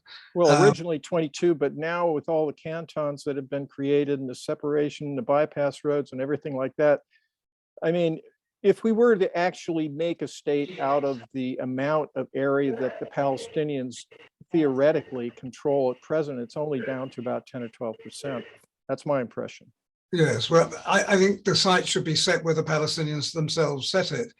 There was a gradual process from 1967 onwards of the Palestinians in particular, but the Arab world in general, recognizing that the future involved them coming to terms with the reality of Israel and living alongside it, rather than creating a Palestinian state in place of it, which had been its position until 1967 and for some years after that. In 1988, at the Palestinian National Congress in Algiers, they made the decision that they would lower their sites from 100% of the land to 22% of the land, namely the occupied territories of the West Bank and Gaza, including East Jerusalem as their capital. That was their massive historical compromise that they were prepared to make, and it was endorsed 5 years later in 1993 in the Oslo Accords, when President Arafat wrote to Prime Minister Yitzhak Rabin, recognizing Israel, not only recognizing Israel, but recognizing its right to exist in peace and security, which I thought was an extraordinary concession. I was quite amazed by it. But it But that was not accepted by all the Palestinians. It was immediately resisted by a small proportion who started undermining it with suicide bombings. Well, you'll always get in 1988. You'll always get a faction who will not agree, and the Palestinian leader who signs into a Palestinian state, who liberates the Palestinians, will also be the one who will be condemned as selling out. There's no perfect solution to this problem. I take my cue from the Palestinians and the Israelis themselves. And if there were a genuine demand by both of them to live in one state, to atomize everyone down to the level of the individual, to have a secular, unitary, democratic state, which I'm very happy with on a personal level. I live in one, more or less, sort of, a flawed democracy in the UK, but nevertheless, one which I would prefer to almost any other form of government. But it's not my business to impose that on different cultures and regions and peoples who have different systems and structures and histories and aspirations and values. My role as an outsider is to put my ear to the ground and listen to what the people themselves say. And the demand by each party to this day for their own self-determination in their own state is not diminished in any way whatsoever. That's what they still want. I accept that it's of declining feasibility, largely because of the aggressive settlement program. But I believe that the alternative to that is perpetual conflict. And my big worry is that if we throw in the towel, as it were, and say, well, the Israelis have won this with all their settlements, and a lot of people were throwing in that towel years and years ago when there were very few settlers relatively. Now's the time to resist that. Now that it's become clear increasingly to the whole world that you cannot sideline the Palestinians, you cannot manage this conflict. You've got to look for a solution. It's interesting that what's been happening in the last few months is more and more parties have returned to the two-state solution. The EU reiterated, the UK, the US, China, the African Union. I mean, one country after another realizes that if you don't allow the Palestinians to have their own state, or you try and eliminate the Israeli state, this conflict will go on forever. So there needs to be huge pressure on the Israelis to realize that the world will not accept a resolution which excludes the Palestinians from having their own state, and the necessary measures, targeted, smart sanctions, smart incentives, in order to focus the mind and reintroduce it onto the political agenda of the Israeli people and reflect that in future elections until they return a government which is prepared to do a deal. It's very interesting if you look at the three prime ministers who were moving in that direction, some more than others, Yitzhak Rabin, the two Ehuds, Barak and Olmert. They weren't in favor of that before they took office, but then they saw the writing on the wall and each of them changed their view. And most interesting was Olmert, because he was a Likud prince and on the right of the party, who even opposed the Egypt-Israel peace treaty in 1979. And he became the strongest supporter of a Palestinian state. Now, one other comment on that is, I think what we have to do, though, is adjust what we mean by two states. We were clear in 1972, or when I was proposing it, there were fewer than 5,000 settlers on the West Bank. Today, there are maybe 700,000 roughly. I think we have to look at what we mean by a Palestinian state and an Israeli state. If you take Czechoslovakia as the model, not a pure ethnic division, Czechoslovakia was one state, a secular, unitary, democratic state, but at least one side was not satisfied with that, and it disaffiliated, and you then had two states. But you didn't have expulsions of populations. You didn't have all the paraphernalia which is involved in that. They have complete freedom of movement between each of the countries. There was no violence because it was a question of political territorial sovereignty, not ethnic purity. So when we talk about two states, we need to adjust our vision of what we mean by that. But as long as we hold on to the old vision, I agree with you. It looks impractical. It looks impossible. But even if you do need to move on some of the settlers, there are ways of doing that. A lot of them would go to the large settlement blocks, which are just over the other side of the Green Line, probably on an annexation with equitable land swaps. Some will return to Israel. I'm all in favor of bribing them, giving compensation far greater than any of them deserves. But also, if the Israeli government was now committed to this as a result of outside pressure and internal pressure, then they could just simply announce that the Israeli army is going to withdraw on a particular date. And if people want to take their luck and stay there, well, that's up to them. That would be another many, many thousands of people. And the other would be declining compensation. And you give a deadline and you say there'll be no more compensation after a given date. And if you're still there, then you forfeited your compensation. So you can adjust the vision and you can adjust the methods, but you've got to focus on the recognition that neither party is going to accept a solution which denies them the right of independence and their own statehood, hopefully in a confederation, which they will then negotiate freely between them. All right, let's go to Tony McCauley. Tony, hi. Yeah, Tony, I, as an organizational change consultant most of my career, I think in terms of finding change levers, finding catalysts to try to find a way to leverage change forward. Given the complete failure up to this point, why not try something like the IPC? Why not an end around to the people themselves with a populist election to try to create leverage? Even the idea of applying to the UN, maybe it would work, maybe it would not. It could be a catalyst. And so why are you so opposed to that possibility? Well, look, I'm all in favor of all initiatives which are on a certain side of the line. And I always have been. I've supported them in many different ways. And I'd be very happy to do it with this one as well, provided I think it is feasible and realistic and plausible. And I am completely unconvinced that it is. So I can't throw my weight behind something. You know, I've mentioned the other two confederation proposals, both of which I think are seriously thought out, are potentially realistic, are brought by Israelis and Palestinians together, and that is absolutely vital. I've been involved in so many organizations over the years which have been initiated from one side, usually the Israeli side, and then looking for Palestinians to join in. They never, ever work. The only ones that have ever succeeded, in my experience, are the ones that are conceived and advanced by Israelis and Palestinians together, without one side trying to beseech the other to join them. I think it would have been a benefit if this organization, for example, was a joint Israeli-Palestinian initiative. How many Palestinians are here on this simulation? How many Palestinians have signed up? How many Palestinians are even the speakers?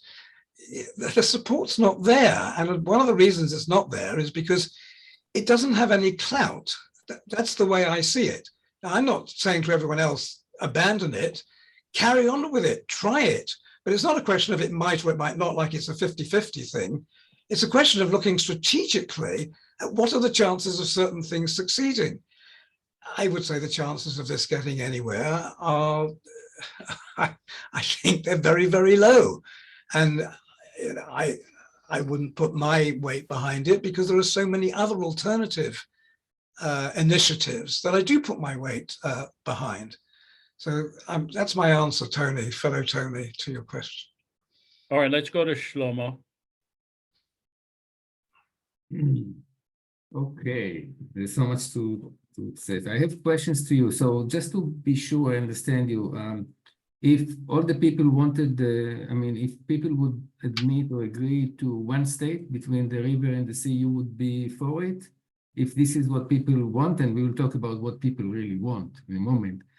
But are you all is this a solution that you would support? I would support any solution that the people themselves are happy with. Yes, absolutely. But I see no evidence that they're happy for that, because it would deny each of them the right to self-determination? Well, self-determination sounds to me a little bit like very minor, although for the governments and for people that you meet all the time, for them self-determination means a lot because they are in charge and they will stay in charge. For the people themselves, let's ask what the people want.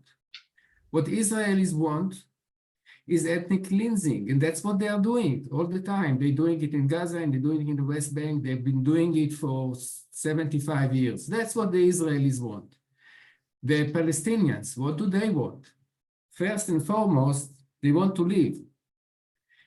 Secondly, they want human rights. They want civil rights. They want rights. They want equality before self-determination. That's number two. So let's keep this in mind, that the people want to live and live in peace. The Israelis gave up peace a long time ago, okay? So, number two, let's make another assumption. We talk about assumptions, which unfortunately is very realistic. Israel is now entering Rafah, and they kill 500,000 people, among them 200,000 children. The Muslim world will not, and one more, they will also destroy the Al-Aqsa Mosque because that's one of the things on the list to do. And once they do both of those things, then the Muslim world will explode. Israel will be destroyed. Bibi Netanyahu and his friends, Gallant, and all of this government will be hanged. And there will be very few, not too many people, because at least 1 million will be gone, both Israelis and Palestinians. If Israel will dare to use nuclear power, it will be totally destroyed. There will be no people there anymore. But they may not be able to. It's not that simple. Anyway, there's the scenario. And under this scenario, now you have less people in the Middle East. Some of them are Jews, some of them are not. And now we talk about a common government, kind of a APC confederation. Now we can go back to all of the other assumptions and rebuild this constitution and everything. So that's another assumption that we may consider too. Your thoughts? Well, if you're asking me to respond, you're not really asking me a question. You're making some very worst case scenario assumptions. And I think we could all make even worse case scenario assumptions. I'm not sure where you're going with all that. And it's also, it's terribly simplistic also, with all respect, Shlomo, the things that you've said. There have been times in the history of this conflict where there has on the Israeli side been a readiness to, among the people, to accept a Palestinian state alongside Israel, both among Palestinians and Israelis during the Oslo period. The figures were over 70% on both sides. And if you were there at the time, you will know that there was like a completely new mood there of people becoming interested in each other. The Palestinian flag was, I remember in Bethlehem seeing the Palestinian flag for the first time being flown. The Palestinian street certainly believed that there would be a Palestinian state within 5 years, but all of the Israeli street believed that as well. And the far right in Israel certainly believed it, because otherwise that's why they assassinated Rabin. They were worried he was on a journey and they were concerned where he would end up. You seem to have a view that all this was almost preordained by... No, you're living on another planet. Okay, after he was murdered by the right wing, why the process did not continue? Is it dependent only on Rabin? There was Peres, there were other... Why the one who killed him became the prime minister of Israel for all of these years? But something in your model may not be exactly right. We can't accept the accusation that Netanyahu killed him. I mean, Netanyahu didn't play a very admirable role in that whole process. But for you to say that he was the guy who killed him, I certainly wouldn't. He stood on the balcony 2 weeks before he was assassinated and said that he should be killed to his followers. Yeah. You can back that up with chapter and verse? Yeah, I've seen it on video. He should be killed? Yes, yes. Well, okay, these are statements you're making. I'm not making those statements. Don't forget, He won the next election. Perez took over, as you know. I mean, he's a very poor politician, Perez, and he lost an election which he was at the one time set to win. But that's not the point. I mean, the point is that there were different times in the history of the conflict where on the Israeli side, they were prepared to do a deal among the population. And the opinion polls were very clear on that. Of course, it wasn't ultimately tested, so we can't say for sure. But to see this as a sort of it's always been one thing. This is a very ideological position. I mean, I'm aware of this ideology, and there are equal ideologies on the other side. That the whole thing is down to anti-Semitism, that it's rampant, that it's entrenched, and that explains the whole conflict. And you have these two very, very simplistic explanations of the whole conflict, where the people really don't seem to get into it at all. I think there were opportunities for peace. I think there can still be opportunities for peace. But people also have a genuine fear about their own place. As I mentioned earlier, the Israeli population was more than ready to do a deal returning the entire Sinai to Egypt because Sadat came and assured them that they were welcome to stay where they were, your younger cousins. That was far more. That's why I think the initiative needs to come from the Arab world. No one but the Arab world can give that assurance. And if they don't get that assurance, then they will continue to be aggressive and militant and feel self-righteous about it, because they're just focused at the moment on the hostages. They don't see the atrocities that are being committed in Gaza. So if you take your position, what assurances would you anticipate the Arab world to give to the Israelis so that they will give the Palestinians their own state? You know, it's far more plausible today than it was, say, 20 years ago, because you have quite a number of Arab states which have now diplomatic relations with Israel, and many others which don't have full diplomatic relations. But what assurances would the Arab world give to the Israelis that would make the Israelis give up on the West Bank and Gaza and give it to the Palestinians to have their own state? Well, I think it's partly a question of giving those assurances, but partly a question also of pressure coming from the outside world, and that means mainly the United States. But if they were to do something, if the Arab world were to do something, answering the question, what assurances? I'm trying to. All right, I'm sorry to interrupt. Go ahead. Yes. But if they were to take a leaf out of Sadat's book and do something dramatic, I mean, I just speculate that instead of doing exactly what Sadat did, but if they came in on a half a dozen different planes to arrive in Israel, to pray at the mosque, that would be the purpose. But while they're there, and what did Sadat do? Sadat, he negotiated with the government, he spoke at the parliament, but the most important thing he did was to appeal over their heads to the ordinary people and say, you are welcome. Younger cousins, welcome back. We don't want to get rid of you, but we do want every single grain of sand returned to us. And Begin, by the way, who takes a lot of undeserved credit, fought that tooth and nail. He ducked and he weaved and he tried to keep Sham and Tabar and Dahab and leasing a road and so. And every time Sadat said, every grain, you get everything. Leave one grain and you get nothing. And the Israeli population every time supported Sadat, and Begin lost control of public opinion, and he discussed that once with Amos Oz, who spoke openly about that.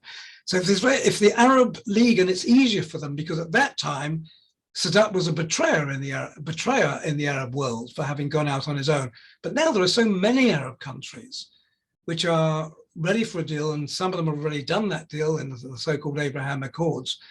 And if they were to fly in separate, this is just one example of what they could do, but the psychology, which Sadat called 70% of the conflict, if they were engage with the psychology and work out, it's not for me to tell them how to do it, I'm just giving one example, but if they could work out a means of saying, look, we begin with saying, you're here, you're welcome on your 67 borders.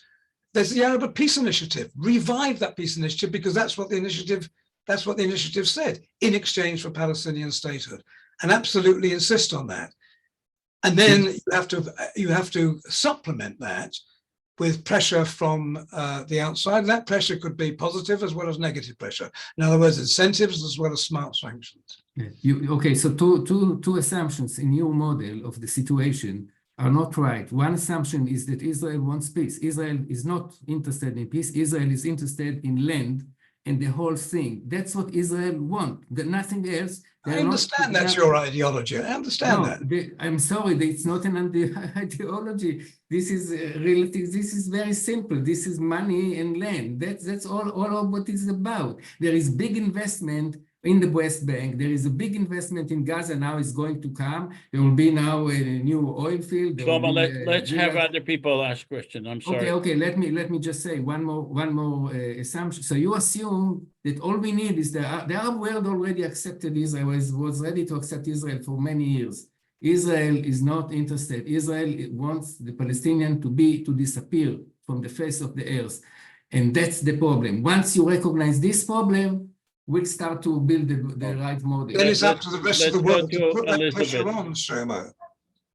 Yeah, the rest of the world is the United States. Once the United States, let's go this to is another Elizabeth. assumption. The rest of the world is the United States, period. What the United States will want Israel to do, Israel will do. All right, Elizabeth, you need to unmute. So being from the United States and understanding this conflict as best that I can, this is probably where the conversation should have started. We are 300 years into democracy in the United States, and government is not working. And that's, Joseph, why I asked you in the beginning about government.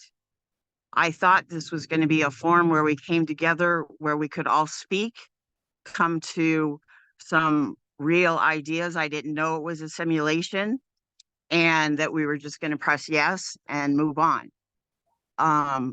I really think that we missed an opportunity here to have some real life discussions about where people are and how to create human unity between these lands, individuals, nationalists, religious people, however you want to describe them. But I think we missed out on a real opportunity here, and this is where it should have started. And that's all I need to say. Okay. Let's go to Tom. Tiham, Tom. did you ask me? Thank you. Yeah, Tom. Thank you, Joseph.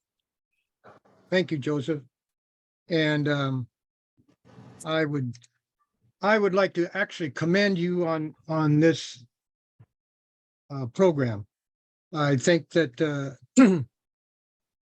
you know, the whole Middle East, the whole Palestine and Israel area is actually very historical, and that's actually biblical too, for that matter.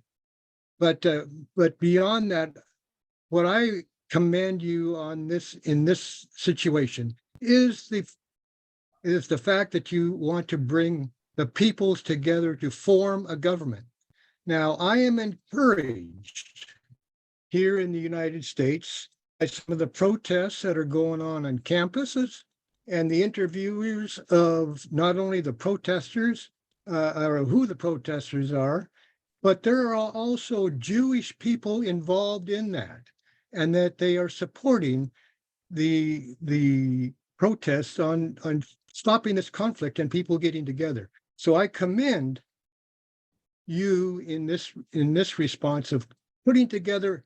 To me, it was hypothetical. To me, it would be worth trying to get the people of Palestine and Israel to vote together.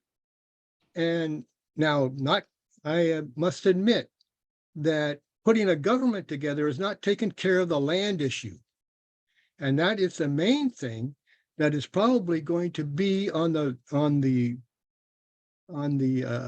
budget, not on the budget, but on the program of that new government that came from the people. And so that would be very necessary to go through, and that would have to have support of the international community. There is no doubt, including the United States, because there's going to be some still stipulation. But if you have people that are working together in a parliament that trying to find the means by which to work together, That's got to be. If it doesn't happen that way, it will never happen. Even if you have two separate states, in this situation, you're going to have that conflict. And unless we can put something together that can bring the people together in the same room to talk about their individual cultures and being put together. Now, we have some of that in the United States. I'm not saying the United States is perfect. By no means is it. If I was out there in those protests, I would be there today in some places. I was there 50 years ago in Vietnam. So I know what some of these things are, and I know we haven't progressed very far. And in fact, we are a very divided society right now. But by the same token, we have a diversity in this country that can make it strong if we just but listen and let the people speak. So that's what I'm thinking is what you're trying to do in the situation that you have outlined in the things that we have said and voted for. If this was the direction, I would commend it. The whole thing is based on getting the people to vote. And if you can do that, I commend you. Thank you, Tom. Thank you. Let's go to Phil. Thanks, Joseph, and hi, Tony. I'm an Israeli who's very different to the kind of Israelis that Shlomo was describing. I definitely do not want ethnic cleansing. I do not want the Palestinians to disappear. I would like us to coexist in this land without having to divide it up. And so my question is, if I understood you correctly, that you would be fine with either a two-state separation paradigm, where each of us got our, both nations got their independent states, or a one state where we all merged and coexisted in this land democratically together. Would you equally be open to, if we, the people, Israelis and Palestinians, decided to jump immediately to something that was federal in between, that allowed us to retain our separate national self-determinations, self-governments, but retain access to the entire land? So that would be some kind of federal arrangement. Would you personally be willing to jump directly to that without having to separate first into two separate states? And do you believe the international community could get on board with that if we decided to jump directly to that? Are you asking Tony or are you asking me? I'm asking Tony.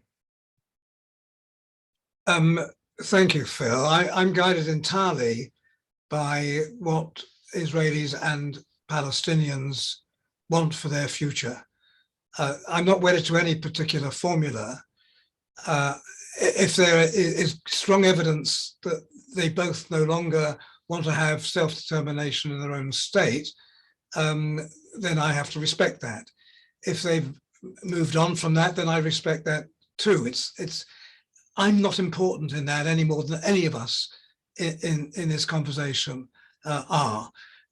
This is about Palestinians and Israelis, and I take my guide entirely from them and try and resist imposing my own values or systems or structures or preferences on them. And I think that's something that the West generally should do, because we're very accustomed to thinking that it's our business to impose our values and systems on other peoples around the world. We've done it for centuries and we've created mayhem. So that is my guidance.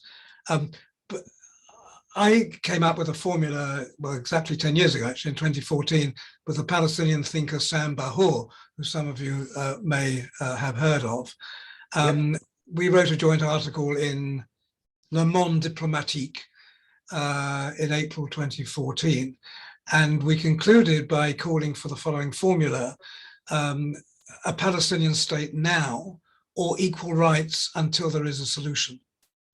So either way you're talking about equal rights, you have equal national rights or you have equal individual rights, and that's for the people themselves to decide. There is an international consensus on two states. There has been strong support at different times between both Palestinians and Israelis for two states. So that's the default position. And if that could be implemented straight away, then fine. And if not, then there should be equal rights. This is the demand we're calling upon for the international community to make on Israel, basically, that it should extend equal rights to everyone over whom it has legal jurisdiction, or jurisdiction anyway, de facto jurisdiction, until there is a solution. And then until there is a solution, because we're not putting it forward as a solution, because that's not for us to determine. Although Sam, of course, is a Palestinian, and therefore he has much greater entitlement than I have to determine that. But we're saying that that should be the default status quo. Instead of a military occupation, and at least in the West Bank an apartheid system, it should be equal rights as the default position until the bodies somehow in one way or another get together and solve this conflict. And then you would have a future solution, whatever they decide that should be. Tony, Okay. By the way, I have to That's leave in a few minutes, Joseph. I understood this was 2.5 hours to 7:30.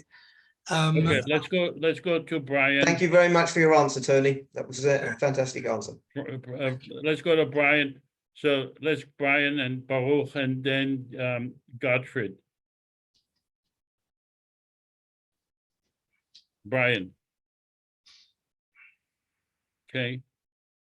Let's go to Baruch or Brian. Okay, Okay, I'm there. Hello, I'm from South Africa. I'm a lawyer, a retired lawyer, and I've been involved in politics here, including in 1994, where we managed to settle our differences and give freedom to everybody and the democratic right to everybody to vote. And we came up with a new constitution.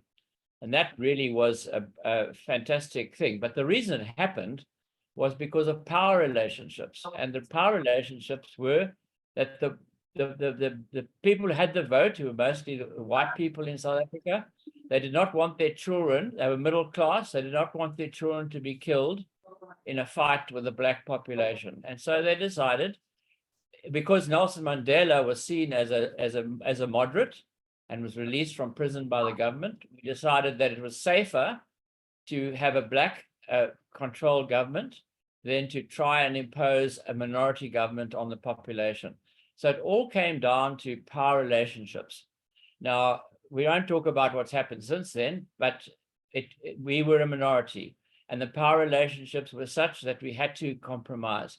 The problem with Israel and Palestine is simply that the Israelis have tremendous fear as a result of October 7th and the history. They are so full of fear that they cannot do a deal. They can't do a two-state solution, and the Palestinians probably aren't interested in it either, because the river to the sea seems to be the international shout, and also Iran has and Qatar have been arming all their proxies, including Hamas.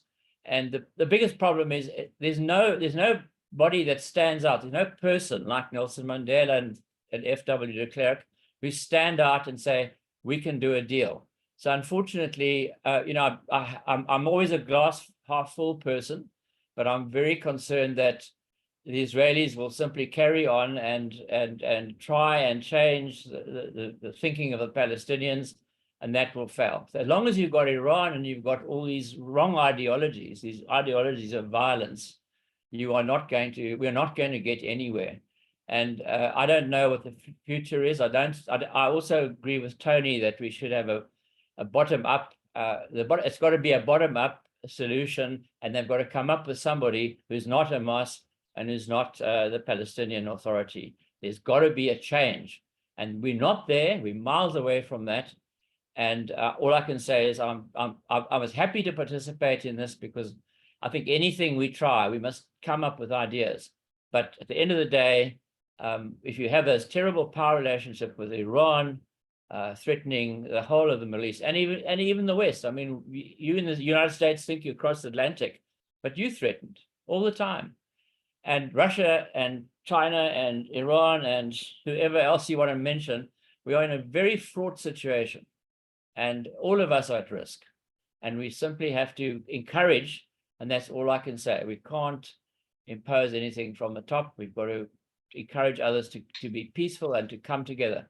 But the two-state solution has really been elusive, and both sides have not wanted it. The one wants to take over the whole of Israel, and the other one sees a two-state solution. Israel itself sees a two-state solution as a risk, and they're right. It has been a risk. So that's all I'd like to contribute. I thank you for Thank the you, Brian. IPC idea, but I'm pretty skeptical at the moment because of the power relationships, which are really almost impossible. Thanks so much. Thank you. Thanks, guys. Let's go to Baruch, and then let's go one by one. Baruch, Gottfried, Shiham, and Can you hear me, Yosef? yes. First of all, I just want to express my gratitude for what you did for this long period.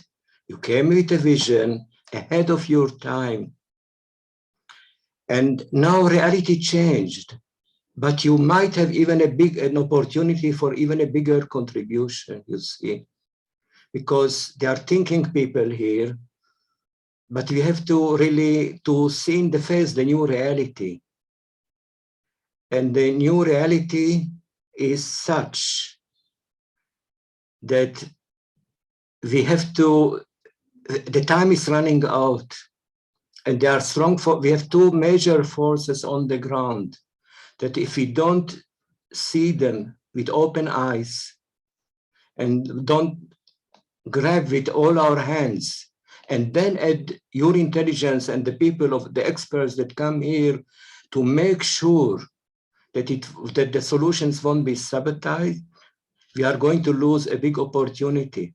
Now, because of the war and the trauma and the earthquake, the earth of the ground, the earthquake. So we go back to our original fears and from home and beliefs. Like all my friends from Iraq, they are back to the place of the real fear, and they forget even how they could manipulate the Iraqi government at the time, how they could bribe and control. So now we have to use all our intelligence here. The fact on the ground is that if we won't have two separate states for a while, we can forget about all our dreams. It's not going, we can forget about them, because the powers are fear on the one hand, and the Lebensraum, the wish for land. Everyone wants all the land, and the corruption of part of the leaderships. And unfortunately, the fanatics of Israel collaborate with the fanatics of the Palestinians. And there are so many good Palestinians and so many good Israelis, including from the right. Myself, I was born in the right. I was advisor to key politicians on the right. But I have to face reality. And the reality is that if we won't separate, while Israel controls 100%, we are at the state that we are like what was expressed here, the people with the trauma of the veterans and what happened in Vietnam. But we don't realize our interconnectedness, that our fate, we are interconnected here, or everyone will strive, or we will all drown here, and we'll bring the whole free world with us along. It's a critical time in history. Very scary. And what you do and what can be done here, and to listen to experts like tonight and every night, and so that's a big contribution, and I recommend to focus on that and wish us all good luck. Thank you. Thank you. Let's go to Gottfried. Okay. I would like to contact Tony Klug. What I see is everybody is impressed by the present war between Israel and Hamas.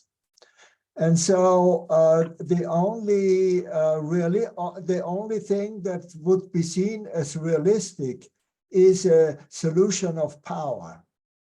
But I have a suggestion. What if I believe the Palestinians have the power to make peace immediately, but they would have to go into compassion. They would have to think back, why are the Jews in this country? why have they invaded Palestine? And once they look at that with a compassionate view, they could say, okay, we have peace in our hands.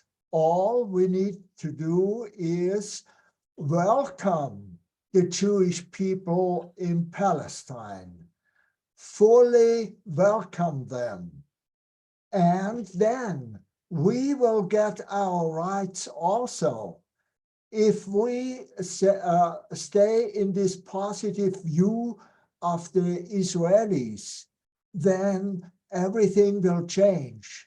But as long as we are seen as the enemy, nothing can change. Of course not. Thank you. Joseph, I really do have to go. Can I just quickly respond to Gottfried? And after that, I'm afraid I am going to have to withdraw. I understood it was going on for 2.5 hours. And they're waiting for me outside. So I am going to have to withdraw. Just to say to Gottfried, I believe the Palestinians have made huge strides. I mentioned earlier their Congress in 1988, when they opted to lower their sites from 100% of the land to 22% of the land, meaning recognizing Israel in its 1967 borders. The Arab peace. Okay. Tony, before you leave, I would like to ask you a question if you have a moment. Can you make it very brief, please, Joseph? Yeah. You mentioned that one of your objections to the IPC is that it is being imposed from the outside. And I would like to know, how do you see it being imposed from the outside when the IPC is calling for the Palestinians and the Israelis to be parliament members and for the Israelis and the Palestinians to vote in the election together? But also, how do you see it imposed from the outside when you are, in fact, supporting the Arab world to impose or support a two-state solution? And wasn't a Theodor Herzl Zionism imposed on Palestine from the outside? I mean, you're raising issues which are much too big for me to answer in 30 seconds, which is all I've got left. But I'm saying these things have to, as someone put it, come from the ground upwards. You do have two current initiatives that I mentioned earlier, both confederations, which have come from the ground upwards. There's no evidence of any support of this coming from the ground upwards. It's come from left field, as they say in America, and I don't see any place for it.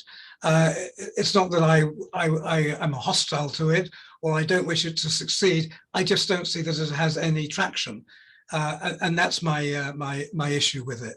But I wish you all the very best. All right. Thank you so much, Tony, for your time and your generosity. And thank you for your kindnesses, and good to meet you all. All right. Thank Sorry, you. I have to If leave. you guys want to ask more questions, I'm willing to stay. Thank you. Because I think that Thank you very much. Thank Bye-bye. you, Tony. All right. Siham? Yes. I just want to say that, you know, when the Israelis came to Palestine, it was a peaceful land, and there were Jews living in Palestine since the time immemorial. They were sharing, you know, feast days with the Muslims. There was no problem. There were Jews in Iraq, and they were living there. There are Jews in Tunisia, and you know, there are Jews in Algeria. So Arabs and Jews had no problem whatsoever before the state of Israel came about. And the reason is, when they came about, they said a land for a people without a land. And there were, of course, people in the land, and the only thing they started doing is trying to, you know, kick them out. And that happened in 1948. Well, they did kick them out. They did, yes. Not Yeah, I tried. know. They did. 750,000 Palestinians. That's right. And were I am one expelled. of those, and I am one of those people kicked out. My parents, I was born in there, and my parents with two other children were kicked out. So one of the things that the reason why there is no solution is because there is the system of education in Israel. They don't tell the truth about what happened in the history. They only give an Israeli point of view. And in the United States, they are completely oblivious. They have no idea of the history of Palestine. They're just learning. And the reason why university students are now resisting is because they are the ones who know what the situation. They're the ones who study. But the regular population, have no idea what it is. I also want to say that as long as education in Israel remains the way it is, hiding the facts of the occupation, hiding the facts, there will be no peace. And then what Tony Klug today reminded us of, the difference between federation and confederation, is that the Palestinians have to be an independent state with equal rights before they can join a federation. So unless they are treated as equal citizen with equal rights and they have access to wherever they go, there will be no such situation. And I do want to thank Joseph for his initiative for wanting to make peace, because that's what I also want and all the Palestinians want. But now, Siham, you said that unless the Palestinians, I just want to make sure, unless the Palestinians have their own state, we should not have a confederation? Is that no, what I'm saying said? that they should have equal rights. They should have equal rights, exactly as Israelis. They should be Okay. able to go visit Jerusalem anytime. This business about, you cannot go there, you cannot go here, this and that, restrictions, and then the settlements. The settlements are a big problem. Reagan said settlements are an obstacle to peace, and then what they did? They kept one obstacle to peace to follow another obstacle to peace to follow another obstacle to peace. They did nothing about this. The Americans are a big disappointment. All right, let's go to Sumava. Hi, Sumava.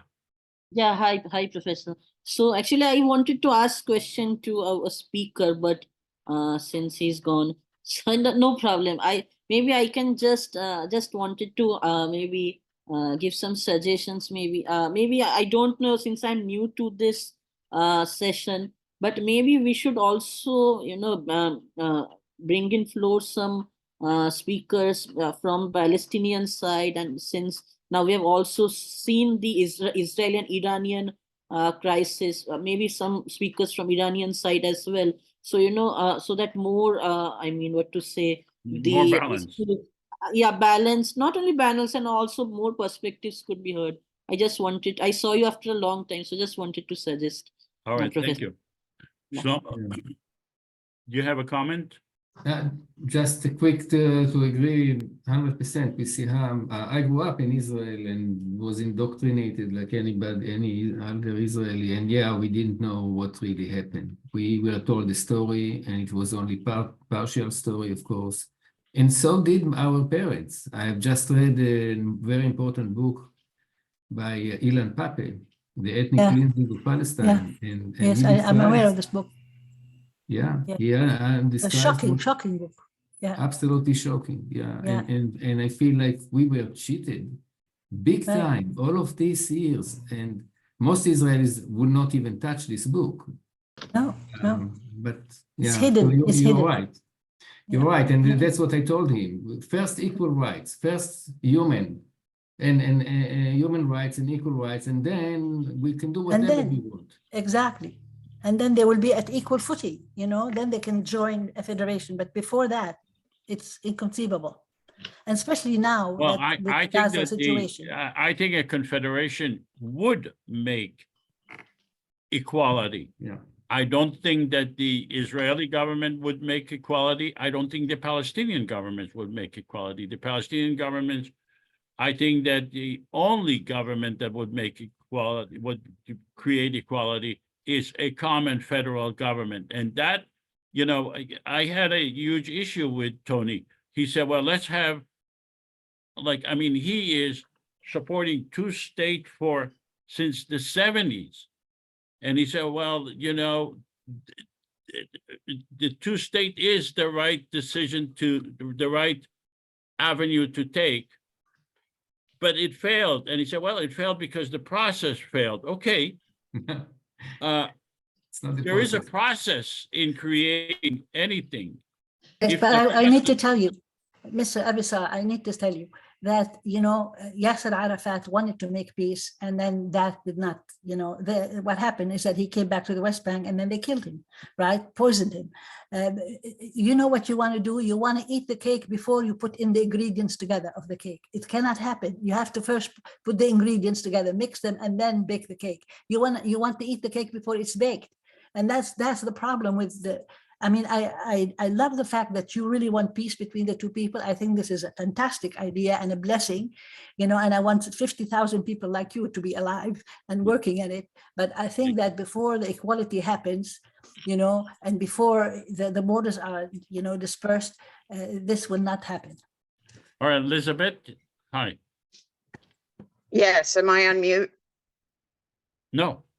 Okay, so I am a stand for human unity, and that's why I agreed to participate in this. And what you just said about uniting humans, we really, if you want to talk about that, then that's a whole different conversation. Like, we need to come together on core values first, and trying to get these two states to unite on anything is going to be a challenge. And that's where the peace talks need to start. And then we can, if we unite as humans and talk about humanity, come to a conversation where we're all in agreement, where we are humans, then we can sit down and have conversations based on what do each of us value, what are our commonalities, not what are our differences.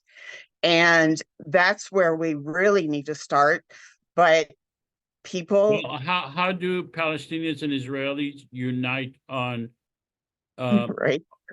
How do they unite on common values? How do they? So they both believe in God, Allah, you know, like whatever. They both have No, a they higher don't. power. They don't. That's not true. Most Israelis don't believe in God, and possibly very few Palestinians believe in God. Most of them, this is just an excuse. They don't believe in God. They don't believe in Allah, and they don't believe in all of that. That's not true. Okay, No, got it. that's not true. That Palestinians and especially the Muslims, they believe in God. They Okay. pray for God All right. nonstop. But most Israelis It's do not not relevant. believe in God. They Okay, don't. so I have the floor. And what I'm going to say is that basically, whatever you want to call it, it's a life force where someone mentioned earlier that we are all interrelated, and we are. And there's an accountability for humans to honor their word, period. Whether they're Muslim, whether they're Jewish, it's honoring your word to what you say and who you are, period. So it's integrity, respect, empathy, those kinds of core values. If we can do that for ourselves, then we can have a conversation about commonalities. If we just agreed on those three things, that there's accountability, that we're human, and that we respect and empathize with each other, then let's start there. But how do we get to agree with each other, Palestinians and Israelis, on core values? I understand that these are core values that we should agree, but I am asking you, how do we actually get to the point where we agree? So that's the challenge, and then lies the problem.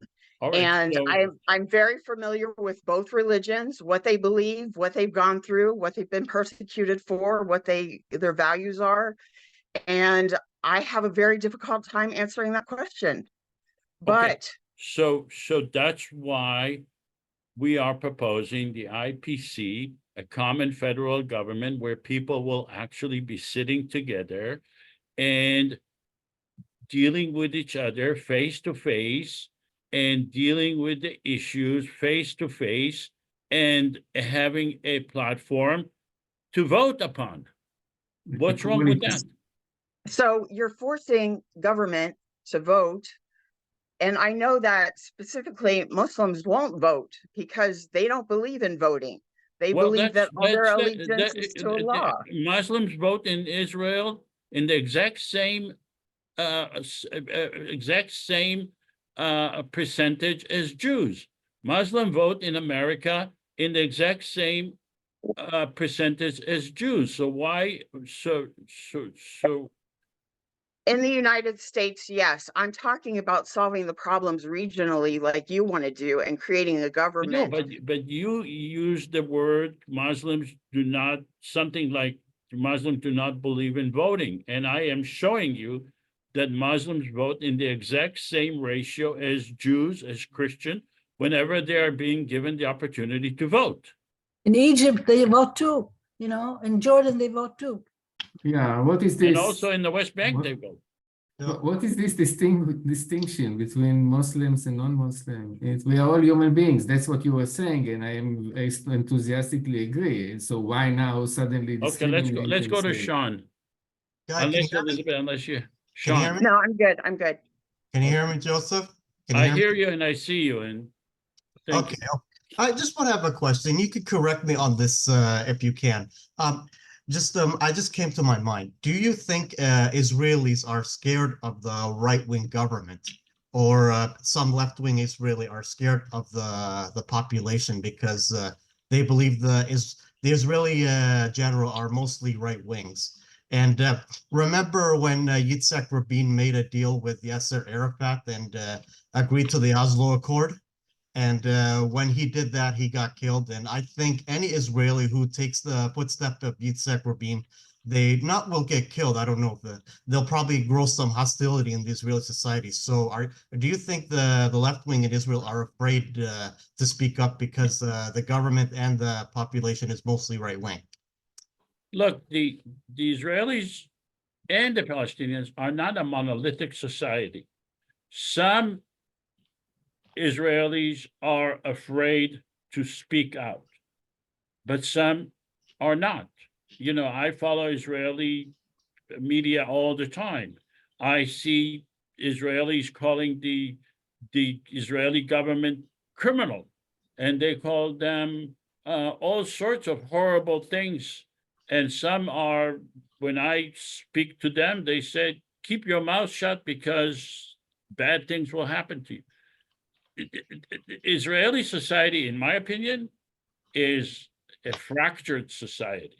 It's not a cohesive society. It's a fractured society. You find all sorts. That's why I think there will be a support for the federal government within the Israeli society and the Palestinian society, which is also a fractured society.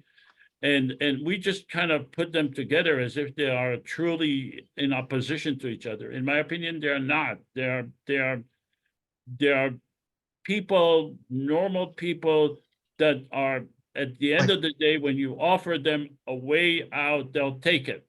You know, if they feel it is honest, if they feel that it is fair, they'll take it. You know, and that's what I think, in my opinion.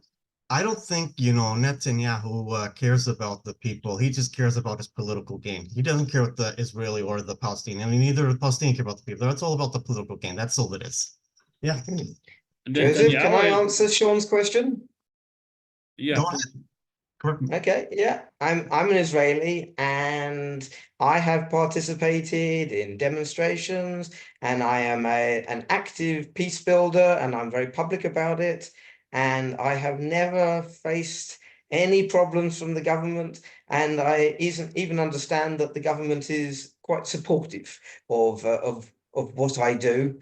When I say the government, that may not be people like Ben Gvir, but the authorities, certainly the army, for example, and the Shin Bet have no problem with what we do. So no, we do have the ability to lead our lives in a way that we believe is the correct way to do so. There are, as Joseph said, many kinds of Israelis. You do not have to conform with the government way of looking at things, or you'll be arrested and thrown in jail. It's not like that. Yeah, it's not, you're right. I talk to Israelis, my friends there, and they are kind of on the left, and some of them who put signs, where all of these demonstrations against Bibi Netanyahu, they put the sign against the occupation, and they were beaten. Not by the government, but by the fanatic right-wingers. And unfortunately, those are the danger. And yes, the government represents them now. And there is, of course, the police state became a police state also for the Israelis, as in America, the United States, the same, very similar.